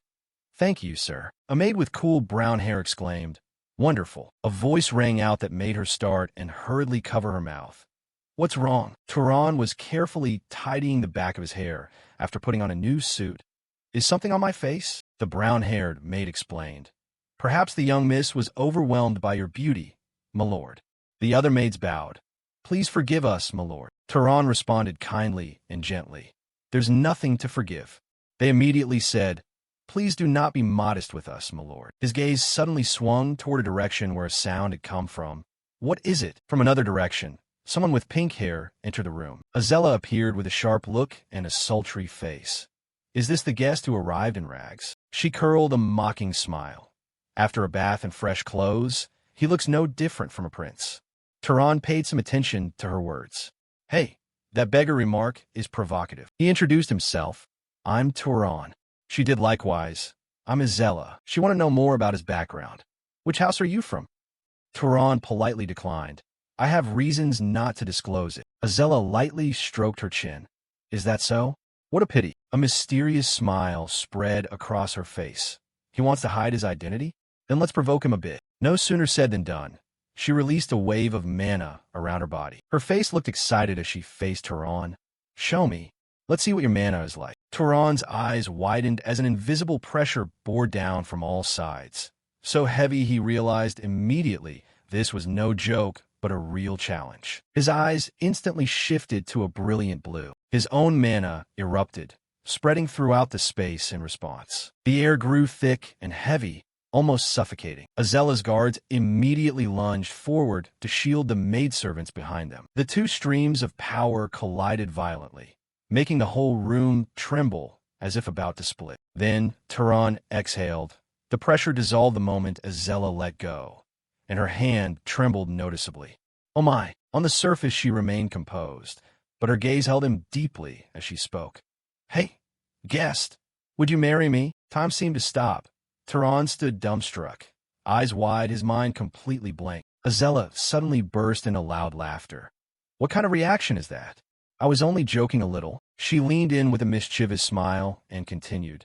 "But you should take it seriously once. My seat next to me is empty right now." Having said that, she turned and left, leaving the space strangely silent. Tehran remained standing in place, glancing down at his hand. Only now did he realize his hand was trembling in waves. He thought to himself, "She's at least on par with me. Is this level normal around here?" Suddenly, this great city seemed much more dangerous in his eyes. A while later, in the city lord's study, the man sitting on the high chair observed him calmly and then spoke. A while later, in the city lord's study, the man on the high seat observed him calmly and said, "Welcome, young nobleman.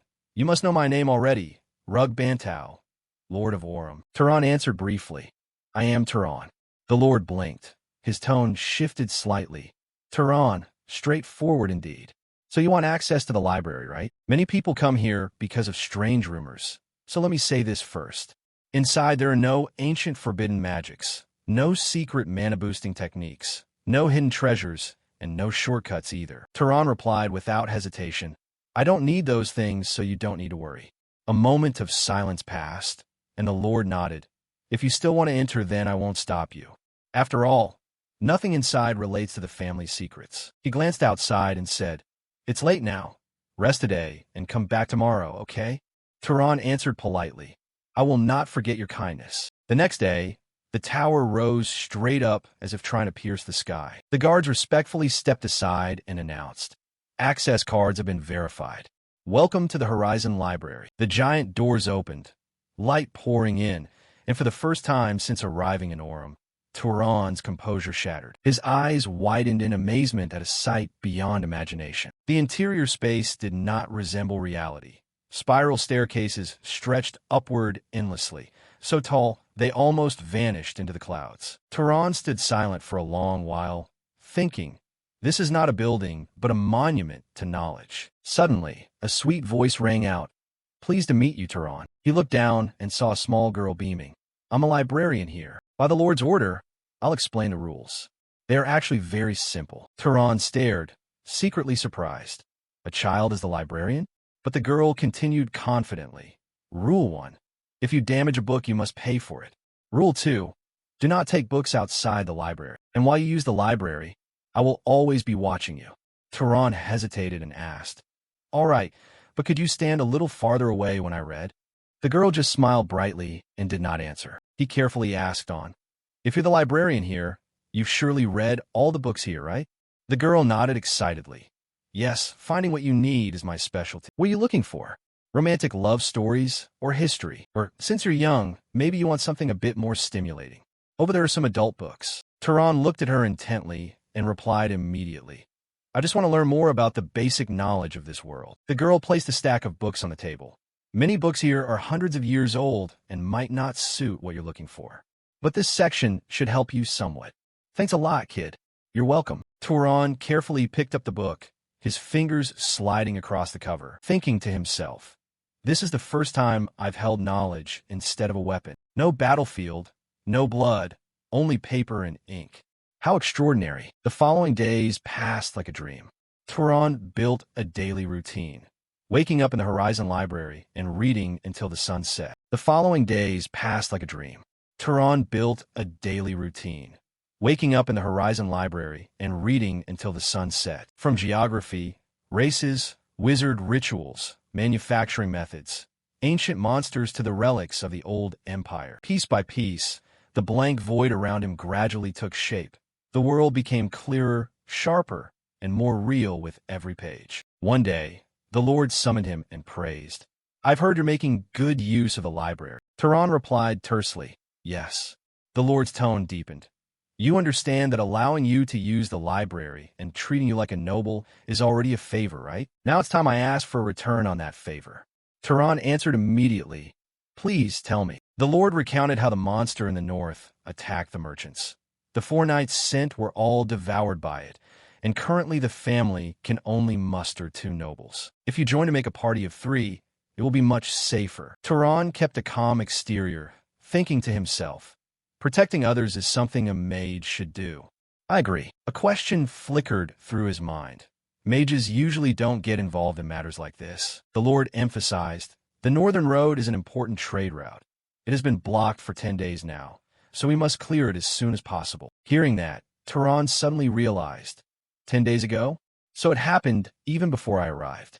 No wonder he let me into the library so easily. On the journey north, Azella walked between Turan and Marvin, with the knights forming a line behind them. She clicked her tongue and remarked softly, my father certainly knows how to handle things, even drafting guests to hunt monsters with him. She glanced sideways, half joking, half serious. Or are we really that untrustworthy? Turan thought, knowledge is never free. It's just wrapped more nicely. Azella turned to him. Oh, I didn't mean anything by that.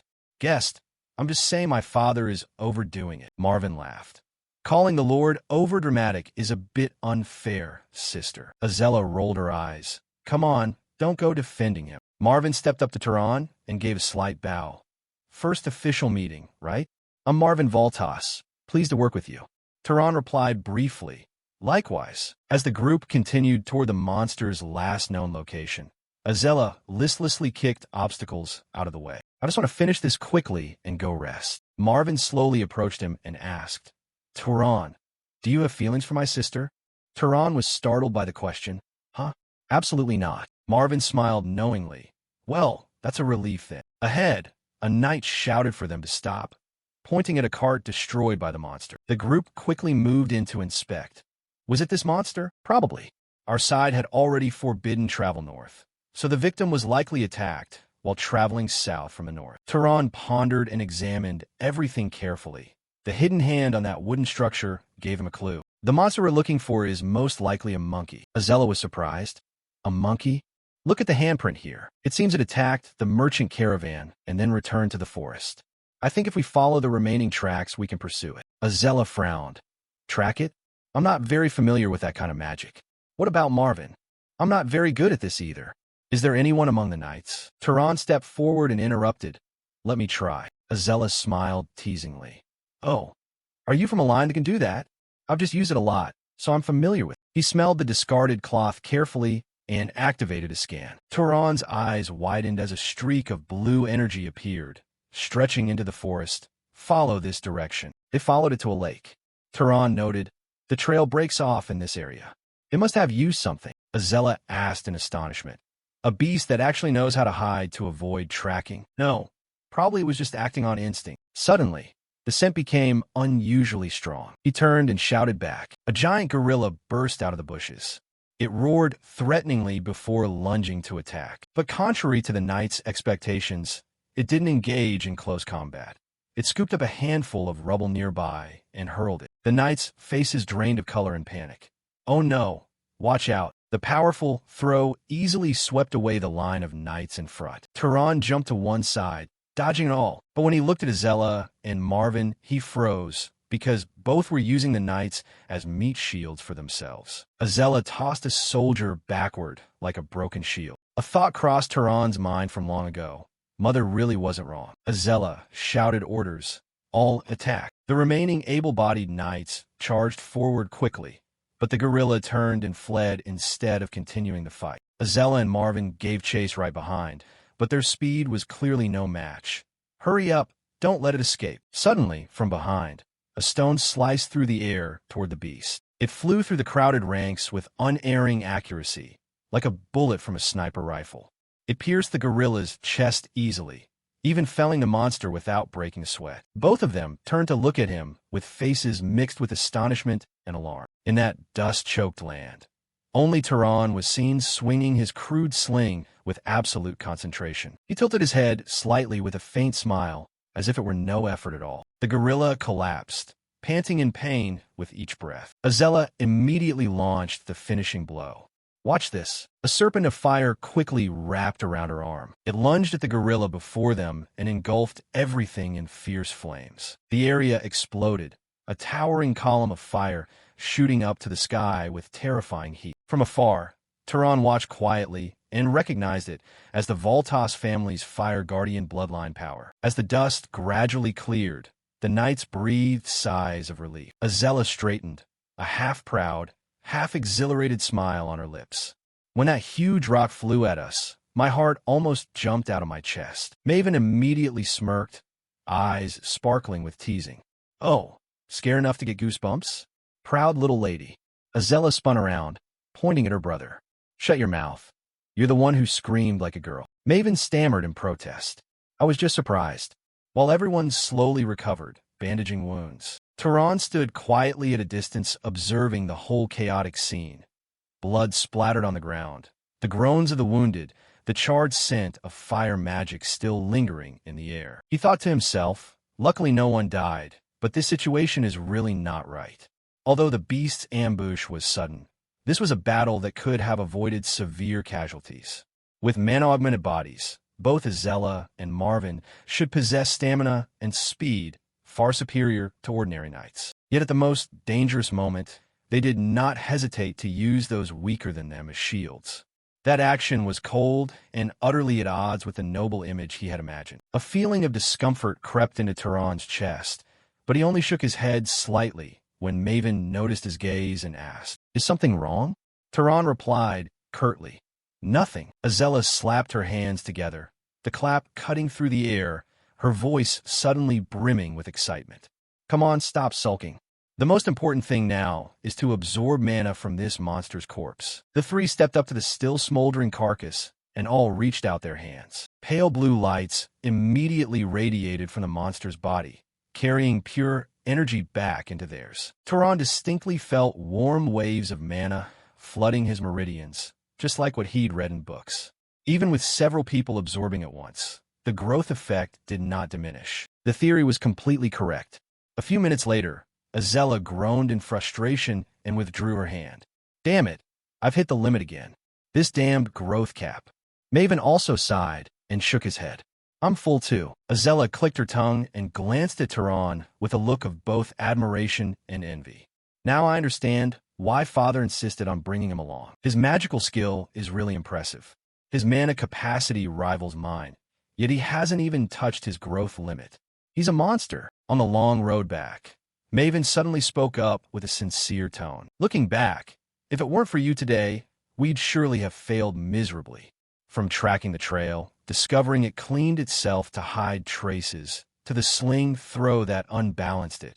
It's all thanks to you. Tehran shook his head lightly, modestly. It was just luck, nothing special. If anything regrettable happened, it was my delayed reaction. I didn't expect the monster to have a detection ability to sense enemies from afar. Maven widened his eyes. A detection ability? Yes, Tehran explained slowly. From what I've read, some monsters awaken special abilities tied to prominent physical traits. This one has unusually large hands and abnormally big eyes. Those traits likely let it throw rocks with tremendous force and spot targets from far away in the jungle. Maven gaped at Tehran as if looking at another kind of monster. You analyzed that so fast in an instant. Tehran shrugged calmly. I only read about it in the Encyclopedia of Monsters in the library. Maven immediately made a face. The library, one of those scholar places? Nobody bothers with it. I once poked my head in out of curiosity, but the books were so dense, I gave up before finishing half a volume. Tehran smiled faintly. Next time you two should ask the librarian. She'll find easier to understand books for you. Azella blinked, puzzled. A librarian? That cursed library actually has someone like that. The scene shifted to the moment Tehran entered the Horizon Library after returning from a hunt. A clear, cheerful voice suddenly called out, "Welcome back, Tehran." He immediately stiffened, a faint smile appearing on his lips. I made a big mistake. In this city, no knight or commoner dares address a noble by bare name. They always use your grace, honor guest, or sir. More importantly, the petite girl standing before him did not look like a typical librarian at all. Tehran asked bluntly, his voice colder than intended. "What do you know my name?" The girl blinked in surprise. "Oh, that." She sat on the table and giggled. "You just realized now?" "Obviously. From the library pass, of course. Within the library's bounds, my gaze can reach every nook. Your name is right there on that thin sheet." Tehran was silent for a moment, then asked further, "So what should I call you?" She shrugged, her tone playful. "I don't have a real name. Call me whatever you like. How about darling? It's cute." She winked and pressed a hand to her cheek in a mock-shy gesture. Tehran cut in at once. "All right, then call you the little librarian." "Oomph." She pouted in mock offense. "So cold. Oomph. You've had me running errands fetching books for days. Now that you know my identity, you suddenly pretend to be polite." Tehran replied immediately. "I never used you, and don't get so close to me like that. It makes me uncomfortable." Tehran tilted his head in curiosity. "Are you a mage from the ancient empire, little librarian?" She shook her head, a mysterious smile forming. "No, I'm not even human. I'm closer to a spirit." Then she explained slowly, her voice gentle like a fairy tale. When a soul enters a living being, it becomes a living spirit. But when it enters something neither alive nor dead, it is simply a soul. This library is my body. The human form you see is just a convenient way to communicate, reflecting the preferences of whoever sees me. She winked teasingly. "Your tastes say a lot about you." Tehran immediately cut her off. "Don't talk nonsense." She giggled. "I'm like an image reflected on water. You can see me clearly, but you can never truly touch me." To confirm, Tehran reached out toward her. His hand passed right through her body like through smoke. The girl looked at him with a strange expression. "Don't do that. It feels weird." Tehran quickly withdrew his hand. She grumbled, arms crossed. "What I hate most is not being able to deal with intruders in the library myself. If I could, I'd have taught them a lesson long ago for taking books out without returning them." Tehran suddenly realized something important. Even the Voltas householder doesn't know you exist, right? Probably no one in this library has ever known either. She nodded as if reading his thoughts. "Because until now, no one has been qualified to perceive my existence. My creator reached a limit. Only those whose form achieves a certain degree of perfection can see me. And as far as I know, you're the only one." She tilted her head playfully. Kind of romantic, isn't it? Turan asked at once. What do you mean by form? Mages often call it lineage. He took a deep breath and asked, Can you tell me about my lineage? You should ask your parents about that. Turan answered softly, his voice low. Unfortunately, I'm an orphan. She paused for a moment and then smiled. Then let me check directly. If you allow me to examine your body. Turan froze, his mind cutting off for an instant. Examine my body. But before he could react, her small hand passed straight through his chest. He jerked and cried out. Ah, she laughed brightly. Done. Now you and I are connected. Don't say strange things. It's not painful at all. After a few seconds of probing, she withdrew her hand and reported. Most of your lineage consists of two main components, pursuit and predation, characteristic of House Sahar, right? Turan nodded. She continued, but there's another lineage mixed in. You are the result of parents who carried two different bloodlines. So what is the other bloodline? She shook her head regretfully. It's sealed. Being born with a sealed bloodline from the fusion of two lineages isn't unusual. When you become stronger, the seal will break on its own and it will reveal itself. Turan quietly nodded, though the mystery lingered in his mind. Afterward, he unconsciously thought of his mother. She had always been too refined, too learned to be just an ordinary commoner. Perhaps she once came from some noble family, but the bloodline had been diluted to the point it could no longer sustain man. He shook his head, brushed the thought away, then turned to thank her. She smiled mischievously, her eyes sparkling. If you're truly grateful, stay another month. Since learning the librarian's true nature, everything changed completely. Instead of quietly reading alone, Turan kept peppering her with questions, demanding deeper explanations of every detail. Amazingly, she not only had mastery of every book still on the shelves, but also remembered the contents of volumes stolen or lost thousands of years ago, like a living archive of ancient knowledge. Under her guidance, he began to see the world through an entirely new lens. Countless invisible substances surrounding us could be observed by making water hover as a lens. Disease was not a curse, but caused by tiny organisms invisible to the naked eye. Decay happened because they consumed living matter bit by bit. Light refracted, heat generated from friction, wounds healed according to clear natural laws. All of it went far beyond the standard magical theory mages were taught. Turan immediately experimented. He placed a ripe red apple on the table and focused on applying the knowledge of decomposition. With just a light touch, the apple blackened from the inside and rotted rapidly as if time had been sped up 100-fold. The librarian tilted her head and asked, How does it feel? Turan couldn't hide his astonishment. It's amazing. It's not that current magic can't achieve something similar, but understanding the underlying principle let me get identical results while using far less mana. A single shift in perspective elevated his magecraft to a new level. But immediately after, a cold thought crept into his head. The great houses likely deliberately monopolized this knowledge. If every mage grasped the basic principles, the elite's advantage would vanish. No wonder the general standard of the world keeps declining. The librarian spoke softly, her tone low. I'm beginning to understand why. Finally, Turan declared, It's time for me to go. The little librarian's eyes widened in genuine surprise. He explained, It seemed the owner here had started to gently push him out. Suddenly, she panicked and dashed forward, shouting, Don't leave me behind. But her body passed straight through him, and she fell limply to the floor. Turan calmly asked, Can you leave the library? She sat sprawled on the floor, head bowed. No. Then stay forever. Cook, tell stories, anything. Turan shook his head. No, I won't. She pouted, knowing well he wouldn't stay. Before he stepped out, she counseled him. This land is full of remnants of the gods. Ancient relics are scattered everywhere.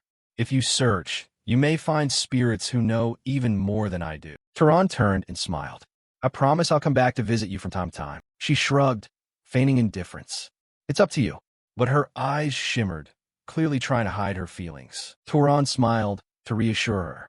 After all, there's still countless books here I haven't finished reading. Leaving the city of Aurum, Turan walked alone along the long, empty road. From the continental map found in the library, he learned that House Zahar's territory lay to the east, between vast, harsh deserts. That would be his next destination.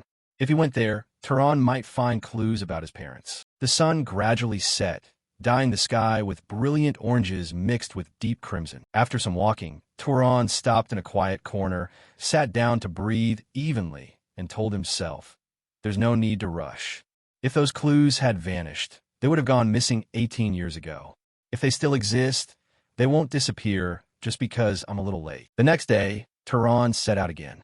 On the road eastward, he came across corpses scattered along the path, dried blood splattered, the faint stench of death in the air. Despite the gruesome scene, Turan did not let it distract him. Suddenly, a neigh sounded from ahead. Immediately, he slipped behind some thick bushes and watched carefully. Before him lay a man, unmoving on the ground, seriously wounded.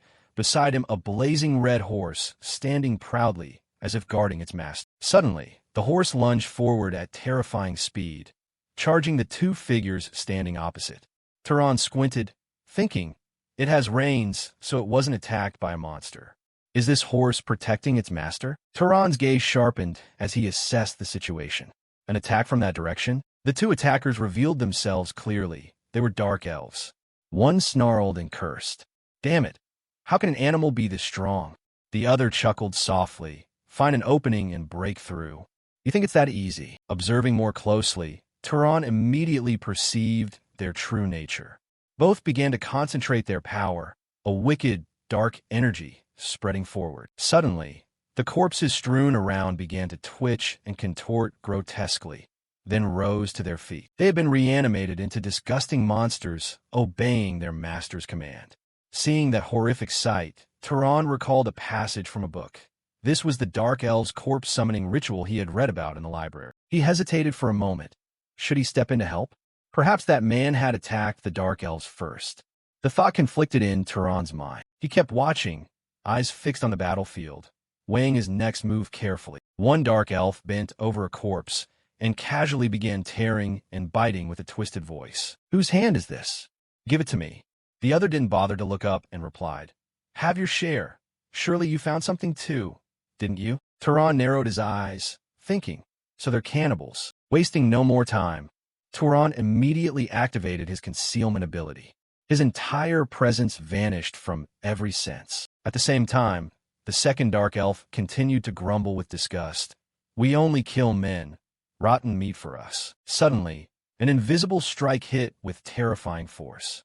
The Dark Elf was torn apart before he could react. The others stood frozen, not understanding what had just happened before his eyes. No attacker, no warning, only instant death. But he quickly regained his composure and roared, "Everyone, gather around me." Immediately, all the reanimated corpses surged forward, forming a protective circle around him. Another invisible strike rushed in. This time, a monster leapt out to block the attack.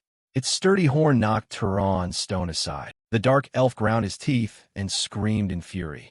"Which bastard is hiding there? Show yourself." He ordered the beast to charge and ram everything away, but then realized, is this one using a stealth skill? His face darkened.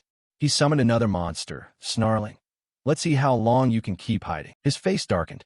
He summoned another monster, snarling, "Let's see how long you can keep hiding." As it touched him, Turan's concealment began to flicker, and his form gradually reappeared. The Dark Elf immediately fixed his gaze on Turan, a savage, triumphant grin.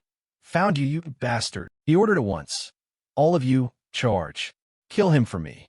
The monsters lunged at Turan from every direction. He concentrated at once. Fierce flames gathered in his palm, growing ever brighter and hotter. He thrust forward, engulfing two of the monsters in a ferocious blaze. But directly ahead, the giant crawling beast seemed unfazed, charging like an armored tank. Turan leapt to the side, narrowly avoiding being crushed, almost flattened by it. He gritted his teeth. Must hurry. Good thing I killed one earlier. But when he looked back, Turan realized the situation was worse than he had expected. A fox had bitten into his leg, blood gushing out. He shoved it away with all his strength, creating a brief opening. But before he could catch his breath, the mad ox charged again at terrifying speed. Before Turan could fully react, the horrific impact sent him flying backward, slamming into a large tree trunk. Turan's whole body ached. Internal injuries were severe and blood gushed out, leaving him barely able to stand. The Dark Elf laughed savagely upon seeing this. "Serves you right. Dare kill my kind? You'll kneel and beg for death." At that moment, The red horse suddenly charged back. It struck the dark elf in the face with a powerful kick, sending him sprawling to the ground. Taken by surprise and humiliated, he panicked and shouted, "Save me quick!" Immediately, all the summoned monsters stopped attacking Tehran and turned to protect their master. The dark elf roared in anger. "How dare you humiliate me like this? I'll kill you all." But before he could act, another sharp strike came down. A fatal blow pierced his head, ending him in a single breath. When the dark elf died, all his summoned monsters collapsed and instantly vanished into nothingness. The battlefield fell eerily silent. Tehran forced himself to stand, his body exhausted and blood non-stop. He panted in utter fatigue, thinking, "Looks like I'm about to die." Tehran's body collapsed. His legs were too weak to support him. The horse slowly stepped closer. Tehran gently reached out to stroke its muzzle and whispered, "That's right. Thank you." The scene shifted to late night, the air wrapped in quiet. Tehran sat by a small fire, opposite the man who had just regained consciousness. At first he flinched, slightly afraid. "Huh? This is..." Tehran spoke calmly. "You're finally awake." The blond young man looked at Tehran bewildered. "Who are you? I saw you being attacked by dark elves and came to help." Hearing that, he turned to his horse and gently stroked. Tehran observed the horse and remarked, "It's really smart. It even knew to protect its master and lead him to a safer place." The young man nodded, voice full of gratitude. "I sincerely thank you for saving my life. I am Aziz of the Burke clan." Turin replied, "I am Turin." After a moment of silence, Tehran looked at Aziz and asked, "Was there any reason you were in conflict with the Dark Elves?" Aziz bowed his head and answered slowly, "A reason? No. I was on a pilgrimage with my retinue when we were suddenly attacked for no reason. I had heard other races could be violent, but I didn't expect it to be like this." His voice began to tremble, the suppressed pain exploding into tears streaming down his cheeks. "I'm sorry. The people I lost today meant a lot to me." Tehran asked softly, "Were they your relatives?" Aziz shook his head. "They were knights and followers traveling with me, but in truth they raised me since I was young." Tehran watched him quietly, thinking, "He's a kind person. This grief is genuine and can't be faked." After a while, Tehran asked, "How many dark elves attacked you?" "I think it was just those two," Aziz replied. "You said you killed two, right?" Tehran nodded slightly. He activated his detection ability in his mind. His senses expanded, scanning the entire surrounding area. After a few seconds, Tehran confirmed, "Yes, there really weren't any others around." After a moment of silence, Aziz looked at Tehran and politely asked, "Tehran, do you have anywhere urgent to be right now? I'm also on a pilgrimage, just like you." Aziz studied Tehran in surprise for a moment, then asked, "Even being that strong, you still go on a pilgrimage? Are you the son of some great house? But why travel alone?" Tehran replied vaguely, "That's hard to explain in detail. And actually I'm not that strong." He continued calmly, "I only killed one thanks to an ambush and a surprise attack. The other almost killed me. If it weren't for your red horse, I wouldn't have one." As soon as he finished speaking, a strange phenomenon occurred. A faint blue energy began to emanate from Tehran's body and spread outward. At the same time, a blazing red aura flared from Aziz. The two energies lightly collided in the space between them, creating an invisible pressure. Aziz observed Tehran more closely and thought, "He's not truly powerful. If he hadn't absorbed the Dark Elf's mana earlier, he'd probably be even weaker now. He's no match for those two dark mages. So how did he survive? Could be superior combat instinct or a special bloodline. But if that's the case, why is someone like him traveling alone?" Breaking the silence, Aziz spoke in a calmer tone. "If you don't have a specific destination, may I invite you to my Burke clan?" He paused, then added sincerely, "I'll repay the favor of saving my life and escort you safely home." Tehran looked at him and asked briefly, "Repay how?" Aziz smiled warmly and explained, "Our Bantas clan are vassals of the great Arabion house in the north. Our line are artisans specializing in crafting talismans. We've forged magical weapons for generations." His eyes held quiet pride. "We will craft a perfect magical weapon, one that suits you best." Tehran sat still, absorbing every word, silently weighing the offer before him. Tehran and Aziz quickly buried those who had fallen. He looked at his comrades sadly, as if everything had finally come to an end. "Deep down, I really want to bring them all home. That would surely be beyond our current ability, wouldn't it? Aziz turned to Tehran. I'm very grateful to you. Tehran, grateful to me for what? For not mocking me. Being a noble and shedding tears over the sacrifice of one's subordinates must look pitiable in your eyes. Why would such an action be considered pathetic? Because those are the teachings my father drilled into me since childhood. Warriors who fall for a great cause will rest in the heavens with the gods. So mourning their departure is seen as a sign of weakness. A true noble must be brave and move on from sacrifices. However, if strength means being indifferent to the death of loved ones, I fear I will never attain such strength. Tehran smiled faintly. That is not weakness. That is your compassion. Forgive me. Since we have decided to walk together, can we speak more freely from now on? It seems our ages are not that far apart. I understand. Do as you wish. Excellent. From now on, I look forward to your support, my friend. Tehran froze slightly when he looked at Aziz's hand. Friends? I also hope to receive your help. Could we stop and rest for a while? Tehran looked curiously at Aziz's satchel. What is this thing? This is an item for keeping things cold. I stored a lot of food in it back in the city. Does it keep a freezing temperature all the time? Yes. So all dishes can be preserved for about a week without spoiling. If it's too cold, I just heat them up. And this is a magical tool that can produce water at the push of a button. And this is a magic device that erects shelter if you gather enough wood. A magical gadget will send an alarm if it detects an intruder. Also, the outfit I'm wearing here. It's an enchanted garment that automatically cleans stains. Hearing that made Tehran even more astonished. Artifacts shouldn't really be used for such mundane purposes. It truly amazed me. That outfit alone is worth a reward equivalent to saving your life. How could these items compare to saving my life? I promise to repay you with an even greater gift when we return to the family. Even if the elders disagree, I will personally craft one. Moreover, no gift can make up for what you have given. I can't even count the number of magics you've used on the journey. From taming, freezing, levitation to manipulating liquids, enhancing physical strength, illumination, shackling, instant kill, terrain alteration, and even calling lightning. Have you spent your whole life studying magic? Or do you actually possess a special bloodline power? A capability that lets you master any spell at will? No, it's simply that everything comes naturally like that. We had an agreement that you wouldn't inquire about my family's origins. Aziz hurriedly waved his hand. No, I was just joking. There's no such absurd bloodline. By the way, how old are you this year? You look no older than a man under 30. Don't tell me you're actually 80. About a month from now, I'll officially be 19. The answer stunned Aziz. Really? I'm 43 this year. Well, a 24-year gap doesn't seem like too big a deal between us, does it? Oh, I should have realized that sooner. Especially after you told me about defeating those two soul-summoning mages with such terrifying mana. Who would have thought two geniuses like that could exist in the world at the same time? Who are the two you mean? Well, although she hasn't reached your level yet, or perhaps she's comparable. In any case, that person's bloodline should not be underestimated. Still, I know another prodigy around your age, my cousin Misa. Could you ask her to craft an enchanted item for me? Aziz shook his head. Unfortunately not.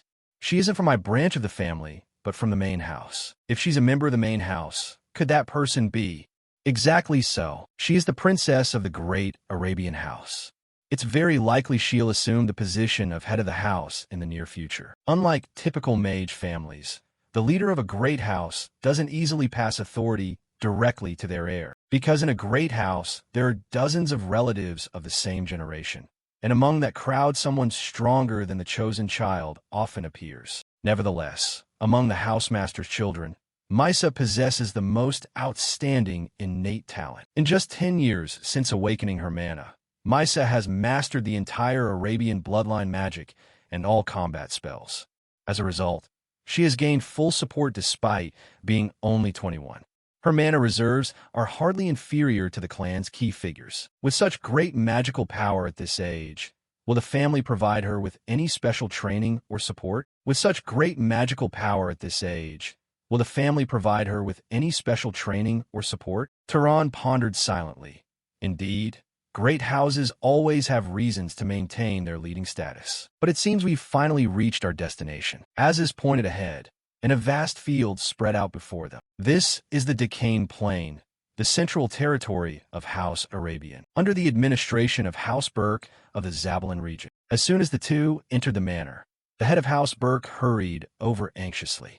Aziz, my son, what terrible thing has happened to you? Aziz ran to embrace his mother, crying. Mother! Turan, watching from behind, was very surprised. He's already 43? Another man stepped forward and spoke. Aziz, mind your bearing and dignity a bit. At least address her properly as madam. The real issue isn't the form of address, is it? I am Trulisore, madam. He stood up straight and turned to Turan.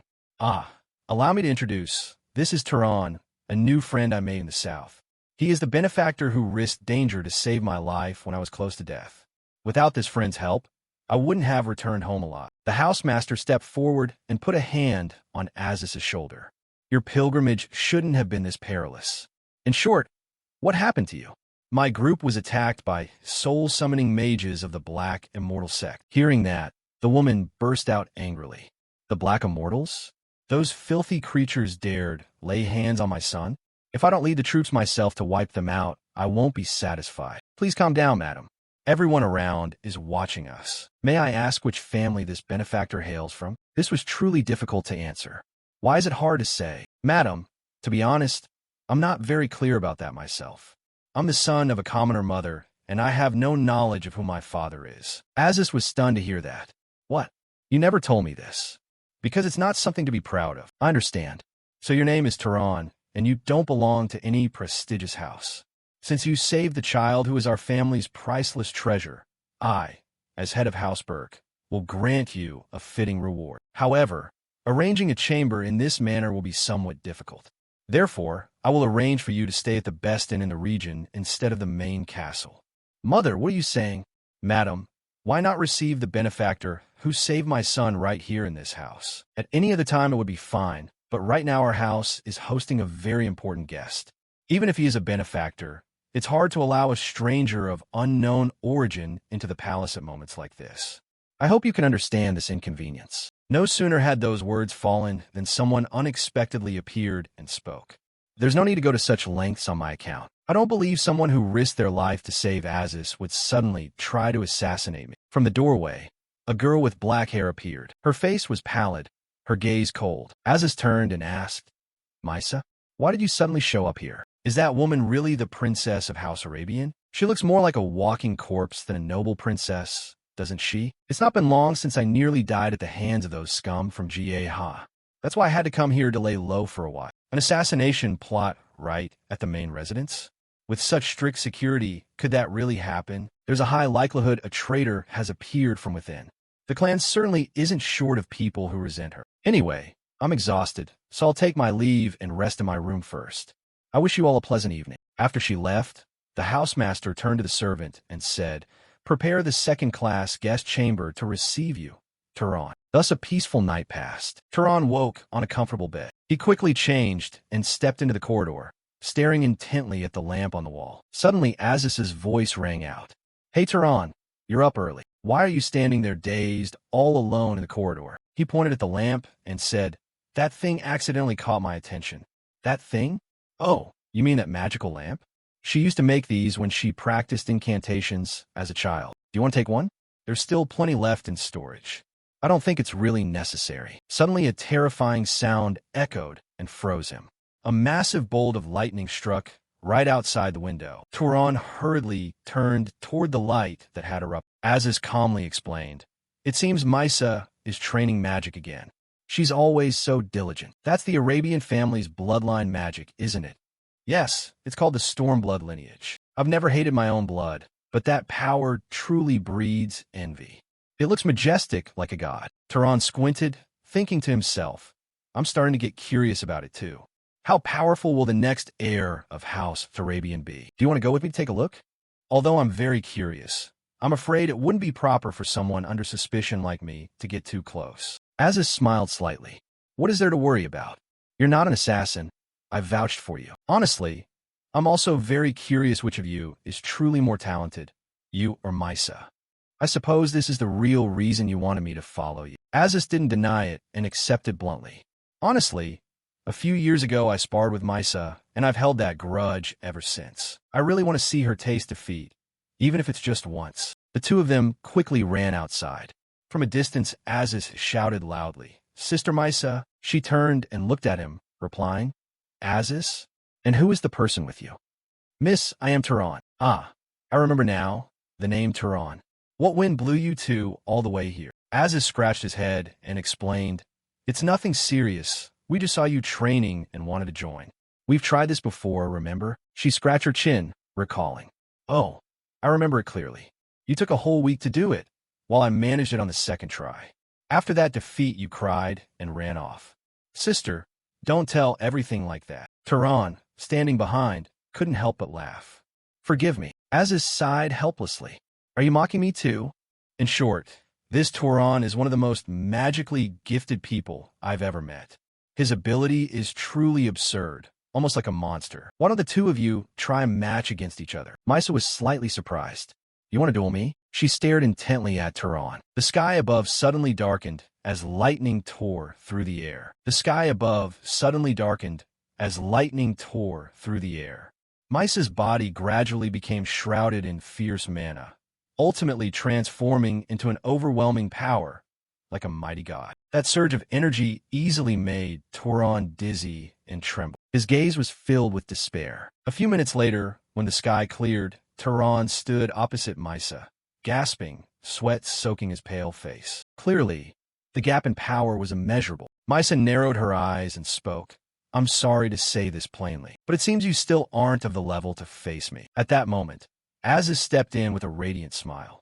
"In terms of raw mana, he certainly isn't your match, but what's truly astonishing about him is his capacity to learn magic." Aziz put a hand on Turan's shoulder and declared, "He's the genius I've never seen anyone equal in my life." Aziz looked at Misa and asked, "Even you, Misa, might not reach that genius level, right?" Misa replied, "Since you praise him so highly, let me verify it for myself." Turan looked at her and proposed a new contest method. "Then each of us will cast a spell the opponent probably hasn't seen. Whoever casts theirs first wins." Aziz turned to Misa. "That's a good idea. What do you think?" Misa answered, "I've heard Turan doesn't even know his own bloodline magic, right? If I use an innate spell, it wouldn't be fair, so I won't use it in this match." She continued, "If so, I'll take the first turn." Misa stepped into the center of the training ground and lightly tapped the stone with her foot. A small sprout suddenly burst through the ground. Turan and Aziz watched as the sapling grew astonishingly fast, turning into enormous vines that wrapped around the entire training ground. Aziz cried out in panic as the vines coiled around him and lifted him, suspended in midair. He was hung upside down, while Misa looked at Turan and said, "This is the magic to create and control plants. Can you do that?" Put me down, I'm feeling dizzy." But Misa ignored him and smiled softly. "Just hang there for a bit. It looks amusing." Turan watched the vines and pondered the magic's principles. Fire magic is merely a combustion phenomenon. Water magic simply gathers the tiny, invisible moisture molecules from the air. These vines are the same. This magic forces seeds already sown in the ground to germinate rapidly. In other words, this is not creation, but the acceleration of growth. He knelt, pressed his hand flat against the stone, and whispered, "Grow." A brilliant blue mana spread out. In an instant, a host of blue vines burst from the ground and wrapped perfectly around Turan according to his will. Misa looked at the scene with astonishment. "You figure out the true nature of this magic just from saying grow? Have you seen this magic anywhere before?" Turan shook his head. "This is the first time I've seen it." Misa snorted lightly. "Aziz's praise today turns out to be true. That's rare." She dispelled the magic, sending Aziz crashing to the ground, groaning in pain. Misa straightened and said, "Now it's your turn to challenge me." Turan thought to himself, using bloodline magic here would be suicide. Suddenly, he remembered something and reached toward the tall grass. A small mouse darted out from the grass and raced toward him. Misa looked at the mouse and asked suspiciously, "Just animal control magic? Is it your limit?" Turan caught the mouse, holding it tightly in his hand. "No, this little creature is merely the ingredient for my magic." He cast his spell. Blue energy began to dance around the struggling mouse's body. Its life force was drained, its body withering quickly. The mouse became a desiccated corpse in Turan's palm. He held up the dried carcass and said, "I'm done." Maisa watched with a serious expression. "Not bad. Now it's my turn." She waved her hand lightly, and another mouse ran over. She caught it and tried to use the same type of magic as Turan, but nothing happened. She closed her eyes to concentrate, thinking, "This isn't ordinary magic. How on earth did he do that?" Aziz watched and asked, "Why are you using such a disgusting-looking magic?" Aziz watched and asked, "Why are you using such a disgusting-looking magic?" He looked at Maisa, thinking, even a great house like Arabian doesn't understand this principle. Aziz smiled at Maisa. "Looks like things aren't looking good for you. Maisa, do you want to concede the win to Turan?" She bristled and replied, "Don't be noisy. Do you think I can't do it?" Maisa gritted her teeth. In the process of casting magic, the relationship between cause and effect is an extremely complex structure. Whether a desired phenomenon will occur naturally, whether the mana cost is sufficient to realize it, and most importantly, the ability to empathize with the origin that leads to that phenomenon. That is the key requirement determining the success rate of casting as well as the amount of magical energy consumed. One way to compensate for principal shortcomings when using magic is to concentrate a massive amount of mana to make up for inefficiency with quantity. "Just a little more time," she whispered, "rot while you are still alive." Suddenly, the mouse in her hand let out a pitiful shriek. Its flesh began to rot. The creature quickly became a dried corpse identical to Turan's. Aziz shouted, "It worked!" Aziz shouted, "It worked!" Suddenly a wave of intense fatigue hit. Her vision blurred, and she collapsed to the ground. Aziz panicked, shouted her name, and ran over to support her. Turan and Aziz bent down beside her. "Sister, what's wrong with you?" Turan thought. "What's the cause? Did she use too much mana?" People don't usually faint simply from mana depletion. At most, they become too exhausted to stand because the energy sustaining their condition is gone. But why? He looked at her hand and realized the problem. "Ah, got it. She's suffering from a nutritional deficiency." Turan lifted her and asked, "Is there any healer nearby?" Aziz shook his head. "No one like that is nearby." Turan said, "Then quickly bring water and salt to her room and call the adults for help." While carrying her, he realized she was so light, he almost mistook her for a lamb rather than a person. A moment later, Maisa slowly opened her eyes. Aziz's mother rushed into the bedroom, shouting anxiously, "Maisa, you're awake? How are you feeling?" Maisa weakly asked, "Why am I here?" The woman explained, "Aziz said you suddenly fainted while practicing magic with that guest. Is that true?" Maisa fell silent and recalled everything. The woman worriedly asked, "Did that man do anything to you?" Maisa shook her head. "No, it's not his fault. I was just a bit careless. Please, everyone go outside. My head hurts a lot." Her aunt paused briefly and said, "I made porridge for you." She set a bowl of porridge on the bedside table. "I know you often skip meals because of training, but you must think about your health. Try to eat a little." Having said that, she sighed and left the room. Maisa watched her go and softly said, "Thank you." She looked at the porridge, lifted the bowl, and took a spoonful, but a horrific memory suddenly surged back. Her mother and sister were attacked, crying and begging her to save them because they believed she could. Maisa groaned in pain. Her hand trembled, and she dropped the bowl, which shattered on the floor. She tried to steady herself, but the torment continued almost endlessly. Meanwhile, Turan was taken down to the family's dungeon and found himself standing before the goddess's shrine. He looked at the gigantic winged statue under the dungeon's golden light. A soldier in black drew his sword and said, "Both the gate and the walls are incredibly solid, with no cracks. They were forged for hundreds of years, so give up any idea of breaking them to escape." The man was named Haram. Turan replied, "I understand. I wasn't thinking of that anyway." Haram stepped closer and emphasized, "They're very sturdy." Turan nodded. "Yes." Haram moved right up to Turan's face again. "Extremely sturdy." Turan thought to himself, "Is he trying to boast to me?" Suddenly, Haram swung the long sword with agile speed. Turan watched the movement with curiosity. "What are you doing?" Haram replied, "I am practicing." Haram moved his body rhythmically, executing a series of strikes and footwork. Each slash he delivered was perfectly precise, the sign of a seasoned swordsman. Turan watched closely. There wasn't a wasted movement. Each motion was the minimal preparation for the next strike. He wondered, is this the result of a truly trained body? Haram stopped and suddenly stared intently at Turan. Oh, I'm sorry, did I disturb you? Not at all. Oh, I'm sorry, did I disturb you? Not at all. He was embarrassed but quickly replied, I think it's truly amazing. Hiram stepped back a pace and smiled faintly. I see. He slowly brandished his sword and explained, most nobles regard martial arts as pointless because it's far easier to attack with magic from a distance. It's all because their bodies are weak. Their spirits can't command their bodies, so they rely on cheap tricks. Tehran replied, unless one's bloodline specializes in physical combat, like descendants of Hercules, focusing on mana is usually more effective. However, when you face trials, there will ultimately be situations you must confront even if you don't want to. Then Hiram handed the sword to Tehran. Take it. Tehran was surprised. You really give a weapon to a suspicious person like me, even though you were assigned to guard me here? Hiram laughed. It's fine. This weapon is just a scrap of metal. What makes it a sword is the wielder's body. With your weak body, you still couldn't cut me. Tehran gripped the sword tightly, thinking, what can I do with this blade? Hiram watched him closely. Watch this. Tehran's whole body flared with a brilliant blue aura and potent mana. A terrifying power emanated as he held the sword and stared at Hiram. Hiram immediately shouted, no, don't channel mana into the weapon yet. Tehran calmly answered, yes. Immediately he withdrew all the energy, causing the blue aura to vanish as if it had never appeared. Hiram stepped closer and directly adjusted Tehran's stance. He placed a hand on his shoulder, nudged his weight forward, and said, put more weight into the front leg. Press down so the ground takes the force for you. He observed Tehran's arm and frowned. Your elbow is raised too high. With such a weak elbow, you can't control the sword's weight.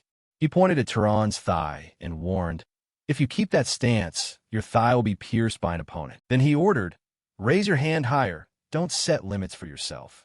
Tehran immediately replied clearly, yes, sir. Hiram nodded slightly, showing approval. Good. Repeat it 10 more times. He continued to remind him, don't stop breathing. Drive your breath directly into your muscles. The seasoned guard standing nearby watched and quietly judged Tehran's body an exceptionally ideal vessel. If given the chance, he wanted to exploit this body's potential to the fullest. Hiram explained sternly, mana is just a small trick. Mages often mistake their physical capability as a given, but that's only the body's minimal function. A properly trained body can tear through a battlefield without using mana. You need to understand that difference. Tehran panted from the intensity of the training, but still replied, I will remember that. At that moment, the heavy door of the temple opened. Aziz's mother entered the room with a grave expression. She bowed deeply and said, please forgive me. I have committed an unforgivable act against the family's benefactor. Tehran remained composed and answered, the one who should apologize is me. I assume the young lady wasn't harmed. As a guest behaving like that, it's indeed improper. The head of the household spoke. Misa wishes to apologize to you in person.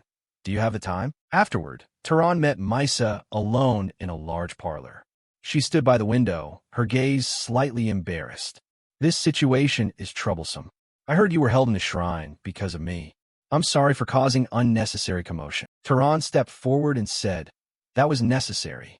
I'm just glad you're safe. Misa looked him straight in the eye and asked, the magic from yesterday, especially the spell that caused the animal to rot, was that an undisclosed bloodline magic? The mana cost was absurdly high. Were you lying to me? Tehran shook his head. No, if you understand its principle, you could use it much more easily yourself. Misa snorted softly. If you don't reveal the method, there's no proof it isn't bloodline magic, right? Tehran replied, I'm not particularly concerned with winning or losing. Misa looked puzzled. What do you mean by that? If things end like this, my reputation as Princess Arabian will be affected. She offered, if you tell me the secret of that spell, I'll teach you one of Arabian's secret techniques. Tehran smiled. If you say so, very well. He began to explain everything needed to cast that spell. Misa held the rat in her hand and said, basically, the root of this magic is biological enhancement magic, right? You used microorganisms invisible to the naked eye, didn't you? Yes, she sighed and admitted. No wonder, when I used it without fully understanding, this happened. It's frustrating. Consider this a point for you. Although I eventually succeeded, it was entirely by forcing mana into it. She sighed and admitted. No wonder, when I used it without fully understanding, this happened. It's frustrating. Consider this a point for you. Although I eventually succeeded, it was entirely by forcing mana into it. A bit embarrassed, she requested, "Could you tell Aziz that the match was a draw? I don't want that brat getting conceited." Tehran nodded in agreement. Then as payment, perhaps I should use this. Misa took out a comb and ran it through her hair to illustrate and explain. As you see, when two objects rub together long enough, they produce an attractive effect. But before she could continue, Tehran said, "That's static electricity." Misa's expression froze in surprise. "You already knew?" She confirmed, "Yes," Misa muttered. "Even this alone is considered one of my family's profound secrets. So I need to think more about how to repay you. I must find something you don't know." Finally, she proposed, "Until I come up with appropriate compensation, let's train together from now on." She hurriedly added, "This is just to settle the debt, not because I particularly need you." Tehran smiled and agreed. "All right, meet me in the garden tomorrow afternoon." After that, Tehran was invited to an extremely lavish dining hall. Aziz's mother modestly said, "The meal is nothing special, but please, eat your fill." Aziz looked at the feast and asked in astonishment, "Why is it prepared so lavishly? Even my birthdays, I've never seen a meal like this. Anyone seeing this would think Lord Arabian is a royal family." "Shut up, you brat." Tehran sat down and was also overwhelmed. This was definitely not an ordinary meal. The head of the household turned to Tehran and asked, "Shall we continue the matter from before? My son promised to give you a powerful magical tool in return for saving her, correct?" Tehran confirmed, "That's right." She asked, "Do you have any specific requests?" Tehran answered, "I would like a defensive magical tool. It's easy to harm others with magic, but far harder to protect oneself.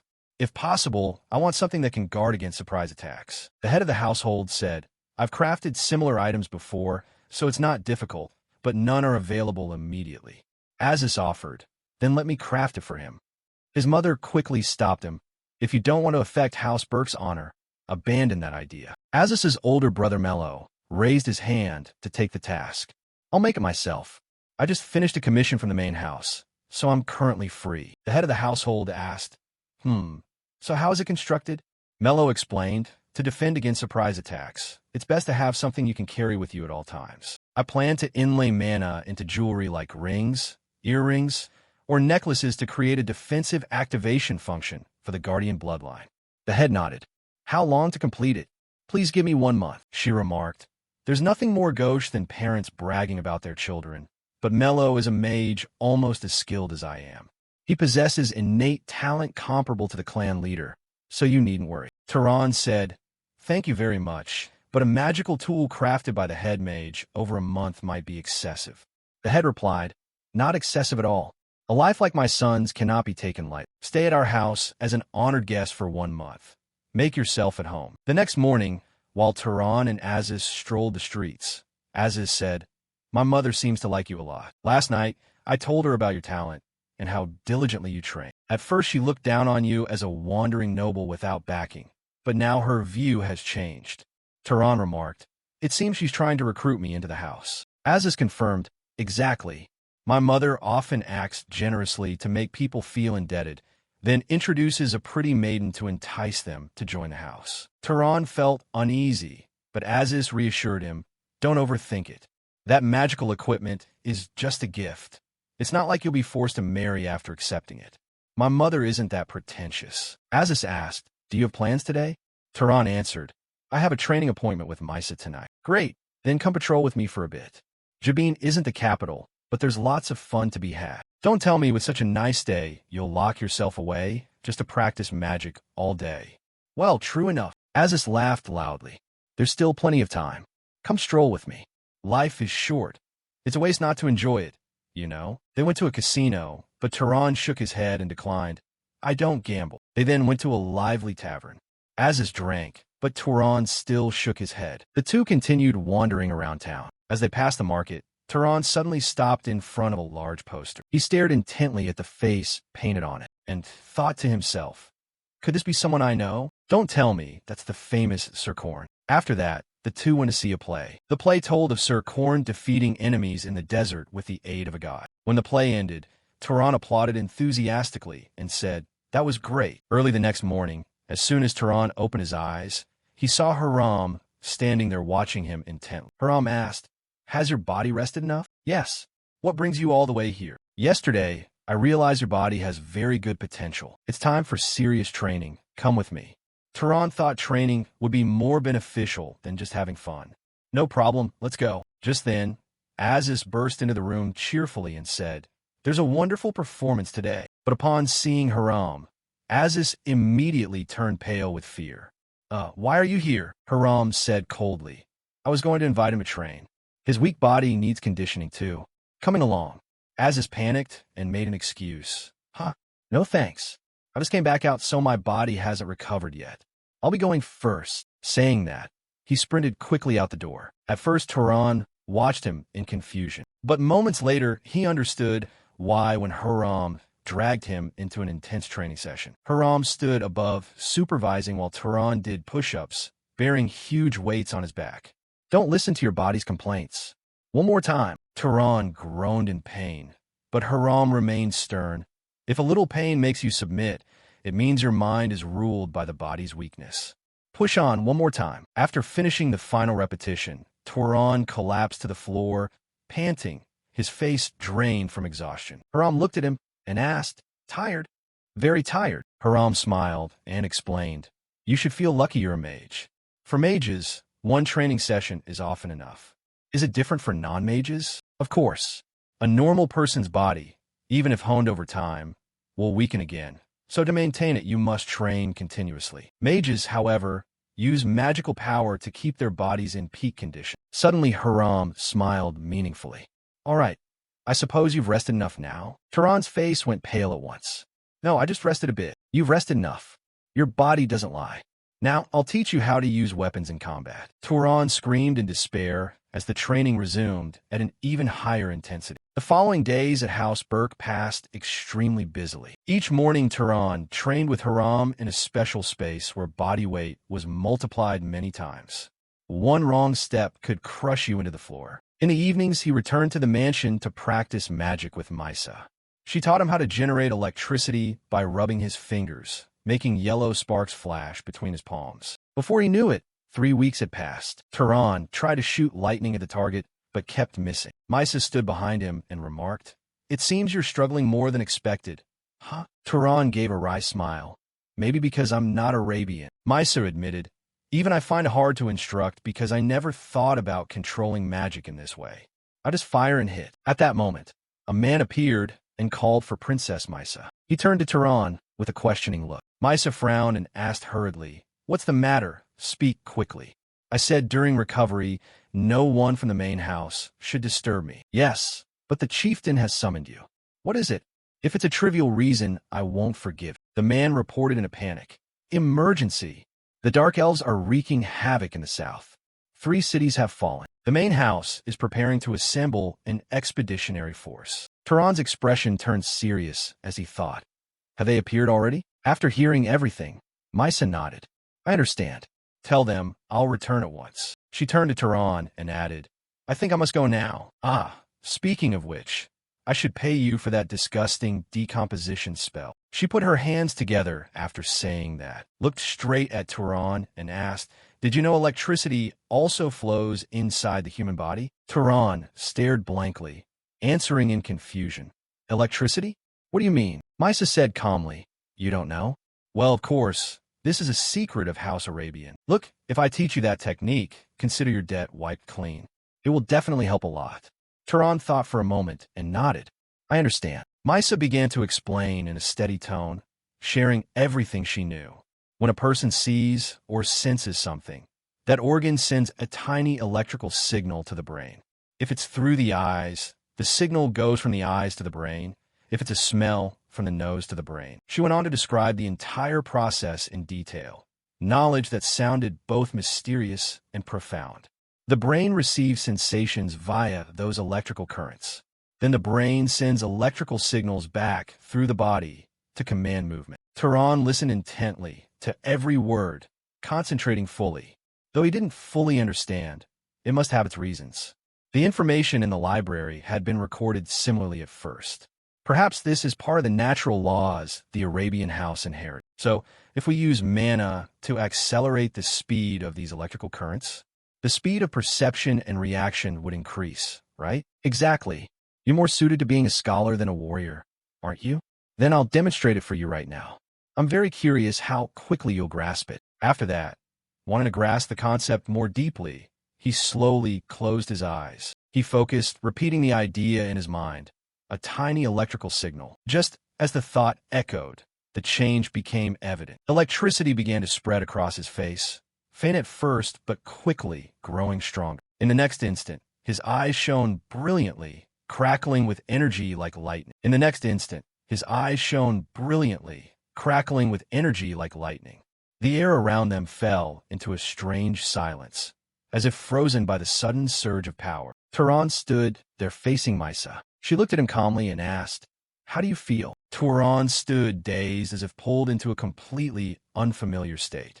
"Do you feel the difference yet?" Only one thought echoed in his head. "What is this?" Only one thought echoed in his head. "What is this?" Suddenly, a sharp pain pierced his head. Turan immediately clutched his head, trying to endure the terrible headache accompanying the swelling sensation. Turan immediately clutched his head, trying to endure the terrible headache accompanying the swelling sensation. It will certainly be hard to control now because of the headache, but once you get used to it, you can maintain it for quite a while. Turan was still trying to understand what he'd just experienced. He murmured, "No matter how you look at it, this is far more valuable than what I gave her." Misa smiled faintly, a hint of amusement on her face. She rose into the air and said, "This is just an investment, because you seem to have some talent." From above, she continued, "If later you learn even more terrifying magic, I'll take it all back, including this debt." Having said that, Misa flew off swiftly, disappearing from Turan's sight in an instant. The scene shifted to a vast, peaceful blue sky, in stark contrast to what had just occurred. Beneath that sky, a massive crowd gathered in a place that radiated unease and anticipation. This was Morgan City, the center of the Deccan Plains. The crowd chanted slogans in unison. Their shouts echoed through the air. "Long live House Arabian! Long live House Arabian!" It's just the send-off ceremony for the Sandelf campaign, but it looks like a victory parade. Look at their enthusiasm. After saying that, Aziz's gaze shifted forward and suddenly lit up with excitement. "There's Misa. Misa is here." But before he could do anything, a man gripped his hand tightly and said, "Aziz, keep some noble dignity." Aziz tried to reply, voice choking with emotion, "Father, but..." He couldn't finish his sentence. At that moment, an announcement rang out across the area. The head of the house was entering. The entire atmosphere fell completely silent. The soldiers immediately stood at attention, disciplined and proper in posture. Turan observed everything and thought to himself, "That must be the current head of House Arabian, but in Arabian." The man stared straight ahead, his blue eyes striking even from afar, but there was something off about his condition. The man stared straight ahead, his blue eyes striking even from afar, but there was something off about his condition. Aziz replied, "I've heard he was badly wounded in a fight with the head of House Ga a long time ago, but that was ages past. Perhaps now it's just old age." Over there, the house head slowly raised his hand. All the soldiers moved in unison, absolute synchronization. Every gaze turned up to the sky. A terrifying sight appeared. The entire sky was swallowed by a black veil. The air grew heavier and more dreadful. "Believe that I always support you from behind as you move forward. This is the power of House Arabia." Within that black cloud, golden lightning began to explode and flash across the sky. Everyone watched in astonishment. Then the chants grew louder. "Long live Arabian! Lord of Thunder, protect your descendants." Turan witnessed the overwhelming display and thought to himself, "This is Arabian's power." Even in such poor condition, he could effortlessly cover the entire area. This is the absolute pinnacle of magic a human can achieve. One day I'll reach that supreme level too. The scene shifted elsewhere. A man held out a bracelet and said, "Here, take this." He explained, "Just wearing it will slightly increase your stamina. If you infuse mana into it, the boost will be even greater. At maximum limit, it can reach a level comparable to a noble bloodline guard, but it consumes a lot of mana, so it's best not to maintain it for too long." Turan looked at the item with obvious amazement. This truly was a wonderful treasure. Something like this is surely rare, even among the great houses.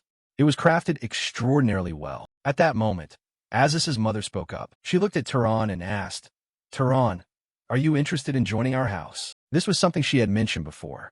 Turan did not hesitate and replied, I'm very grateful for the offer, but I think that would be difficult. She nodded calmly. I understand. I've heard Aziz say you still have many things to do, so it's hard for you to settle down in one place. Consider this an old woman's regret. Turan sincerely said, I will never forget the hospitality I've received from everyone. Lord Aziz and your house will always be my friends. She looked at Turan gently.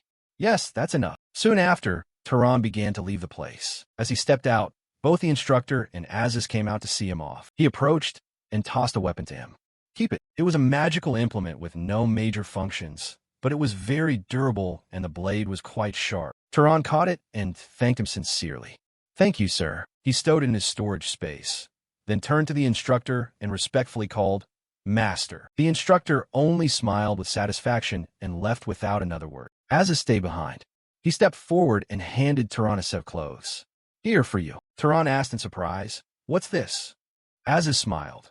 You once said you were jealous of my clothes. They're hard to stain, and if they get slightly torn, they'll self-repair. This is a full outfit for you. Turan looked at him, slightly surprised. He paused a moment and asked, So where are you heading now? Turan replied briefly, First east. Aziz sighed, Kamen, I've been there too. If you can, don't travel by ship. The waves there are terrible. Even a glass of wine starts dancing. Turan thought to himself, to reach the Yahael desert lands, I'll have to cross those waves. But he couldn't say that out loud. Turan thought to himself, to reach the Yahael desert lands, I'll have to cross those waves. But he couldn't say that out loud. Turan continued moving forward without stopping. The journey took him through many places. Alone again. As he walked, a thought arose. Should I run a bit? In the next instant, he exploded into astonishing speed. He shot through the crowd, so fast people only managed surprised glances, watching his figure like a fleeting ghost. At that speed, he crossed the entire city, sped across wide lands, and stopped in a remote place. For the first time in a long while, he stopped and looked up at the enormous mountain before him. He took a deep breath, steadied himself, and walked straight into the mountain without hesitation. As he went deeper, he paused briefly and focused his sense of smell. The smell of a campfire. No, something far more disgusting. The scent of burning flesh. He moved closer.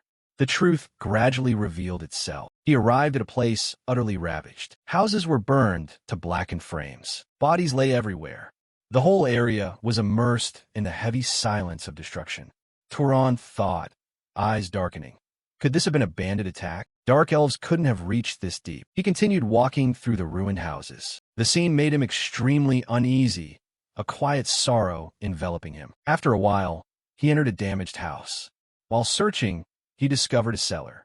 This was the place. Without hesitation, he tried to open the door. After a while, the cellar finally opened. Inside was a little girl, curled up in fear. When the door opened, the girl burst into tears.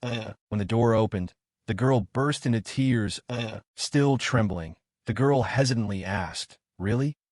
Yes, Turan gently replied. Can you tell me what happened? Overcoming her fear, the girl said, He killed everyone. It's a mage. A mage. But before she could say more, the girl suddenly collapsed unconscious. Turan quickly caught her and checked her condition. Fortunately, it wasn't serious. Probably just exhaustion from being locked in the cellar too long. First, he had to get the child to safety. He carefully carried the girl outside. But the moment he stepped outside, the atmosphere suddenly tensed. Someone had targeted him. A girl stood not far away, drawing a bow, an arrow aimed straight at him. Found you. She radiated a dangerous aura, clearly able to use both fire and ice. The girl's voice rang sharp. Kneel, you murderer. Despite the accusation and threat, Turan remained utterly calm, not panicking in the slightest. Opposite him, the archer drew the bow, so hard her fingertips whitened. Isn't this enough for you? Are you planning to kidnap a child too? Beside her, the fire element mage stepped half a pace forward, eyes cold like ash after a blaze, standing there. If you move even a little, the consequences won't be pleasant. Turan exhaled softly, keeping a steady tone, trying to cut through the escalating tension. Wait, this is just a misunderstanding. But before his explanation finished, disaster struck. In that moment of extreme tension, the fire mage's hand trembled. A thread of magical power slipped from control and burst into a fierce flame, hurtling forward at terrifying speed. A blinding light tore the space. A massive explosion roared, shaking the ground and blowing away ash and debris around. The archer's eyes widened in horror. Her heart squeezed. "Kill! You idiot! There's a child there." The mage stepped back, face ashen, voice breaking with panic. No, I slipped. I didn't mean to." But when everyone's gaze turned forward, they were all stunned into silence. The fire, meant to engulf everything, had been stopped easily, not by a complex barrier or high-level spell, but by a single hand. The fire, meant to engulf everything, had been stopped easily, not by a complex barrier or high-level spell, but by a single hand. The artifact in his hand glowed faintly, forming an invisible shield that completely neutralized the blast's destructive power. Silence fell. Gazes of shock and fear all focused on him. It stopped it with just his body. Whispered, trembling voices rose, as if no one could believe what they'd seen. The archer's mind was in turmoil. What kind of magic was that? Could it be a bloodline ability? Tehran stepped forward a step and spoke softly. "I'm not the one who attacked this village. I repeat, this is a misunderstanding." He paused briefly, his eyes growing cold. "But if you continue to attack, I will not just stand here defending." The archer clenched her hand slightly, a vague unease creeping into her. Her gaze slowly shifted to the unconscious girl in Tehran's arms. After a long pause, the girl lowered her bow. "Makes sense." Her voice softened, losing its earlier edge. "If you were the culprit, there'd be no reason to be here saving a child." She stepped forward a few paces, still wary but less confrontational. "I'm Bisen. And you?" "Tehran." The name was answered briefly, without excess emotion. Bisen nodded slightly, though her eyes still scanned him. "Even if circumstances aren't in your favor, with all the evidence at the scene against you, how can I trust you?" Tehran did not hesitate to answer. "Just ask the girl when she wakes up. It seems she saw the one who did this." Bisen froze. "What?" "The girl saw the arsonist." Bisen froze. "What?" "The girl saw the arsonist."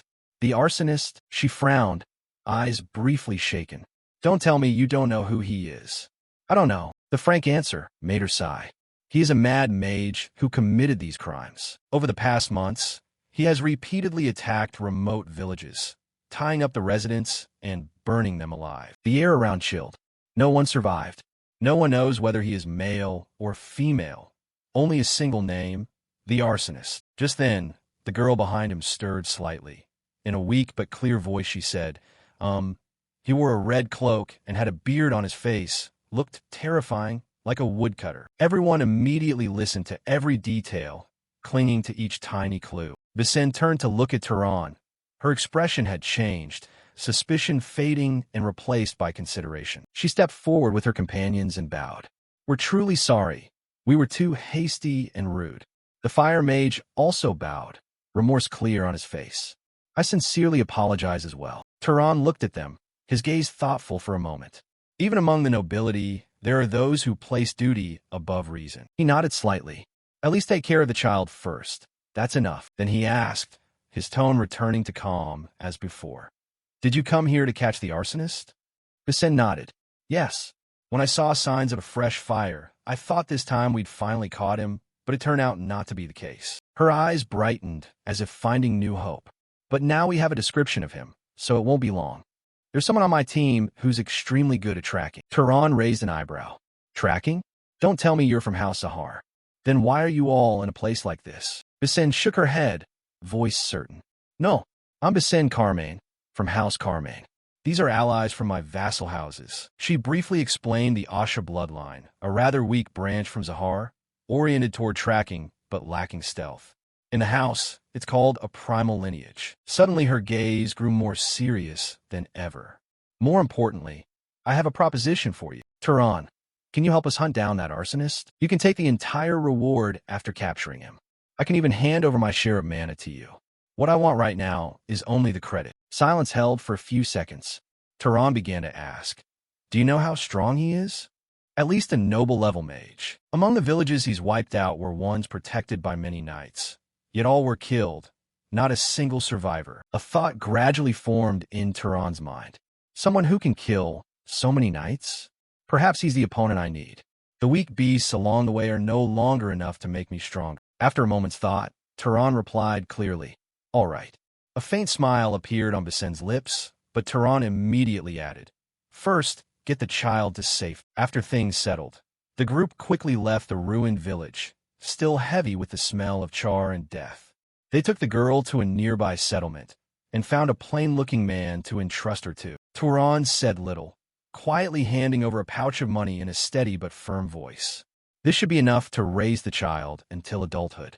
The man hurriedly nodded, his eyes brightening at the money. Of course, trust me." But as he took the pouch, Tehran narrowed his eyes, warning, "In a few years I'll come back to check. So you'd better think carefully about what you do." The man's body trembled oddly, fear at the threat. The scene quickly shifted back to the burned village.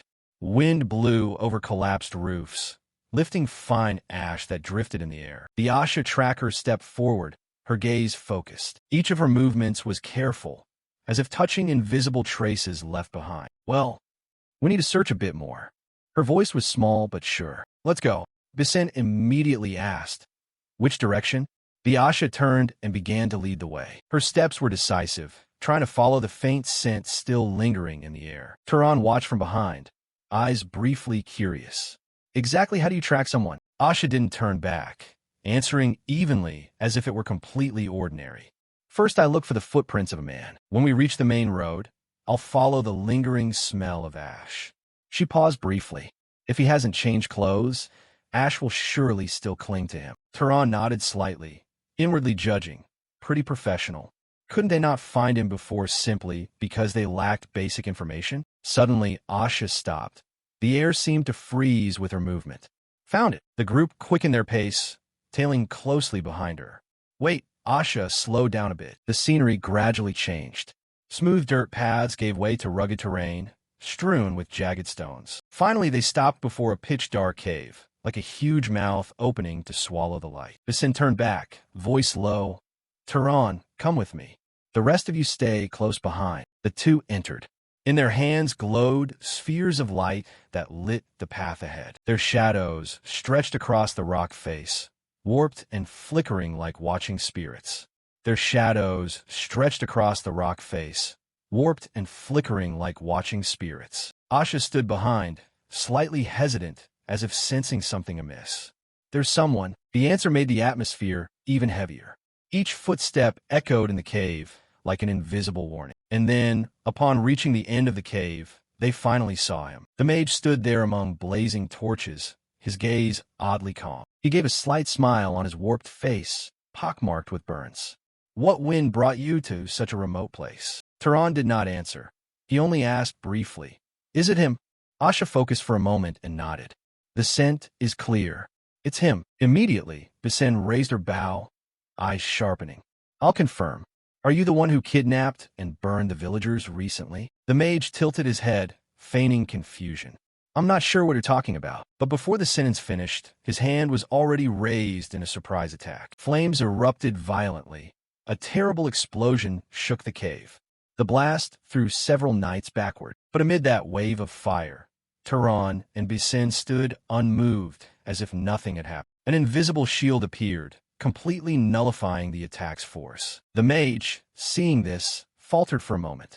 That single instant was enough for a counterattack. Bisen's arrow flew, so accurate it was nearly unavoidable. It struck him in the leg, blood spattering out. The mage sank to one knee, but his eyes flashed madness. Without hesitation, he activated another of his powers. The ground trembled. Massive stone blocks rose, coalescing into giant, twisting, heavy arms, as if the earth itself had come alive. Tehran frowned slightly. Controlling the ground? Isn't his power supposed to be only fire? The stone arms lunged, carrying a crushing weight. He moved at once, dodging each strike. Each blow cracked the ground. Tehran spun in midair, drawing his legendary sling to counterattack. The arsonist aimed his remaining arm toward him. But before he could cast a spell, one arm was smashed and completely severed. But Tehran didn't stop. He kept rushing forward. Mana continued to surge. This time, it was an entirely different kind of energy. Electric light began to dance around his hands. Streaks of bluish-white flashed, carrying destructive power. Lightning struck his body. The mage let out a pitiful scream. His body convulsed violently before collapsing to the ground. The magic Misa had taught took effect. Bisin struggled to crawl out from under the rubble. She looked toward Turan and the arsonist, where he lay unconscious after taking the full blow. She stepped closer and spoke. Is it over? Maybe. I'll deal with him. Go check on the others. Without waiting for a reply, he scattered a few seeds onto the ground. They immediately sprouted and grew at an unnatural speed, becoming thick vines that coiled tightly around the mage's body, locking every movement. Turan stepped closer, his gaze icy. I've locked his sight and movement. That's done. Turan pulled a knife from his pouch and said, Wake up. As soon as he regained consciousness, the arsonist tried to draw more mana to break free. Turan immediately pressed the blade to his throat. If you dare use any more mana, I'll kill you right here. The mage trembled, his voice faltering. Who are you? How did you find me? Doesn't matter. You're the arsonist, right? Only breathing and silence filled the still air. There was no answer. Seeing that, Turan drove the knife into his thigh. The blade pierced the knee in agony. Ah, Turan asked, his voice deep as an abyss. Answer quickly. Why would a lost noble like you burn commoners alive? In his mind, there was only one conclusion.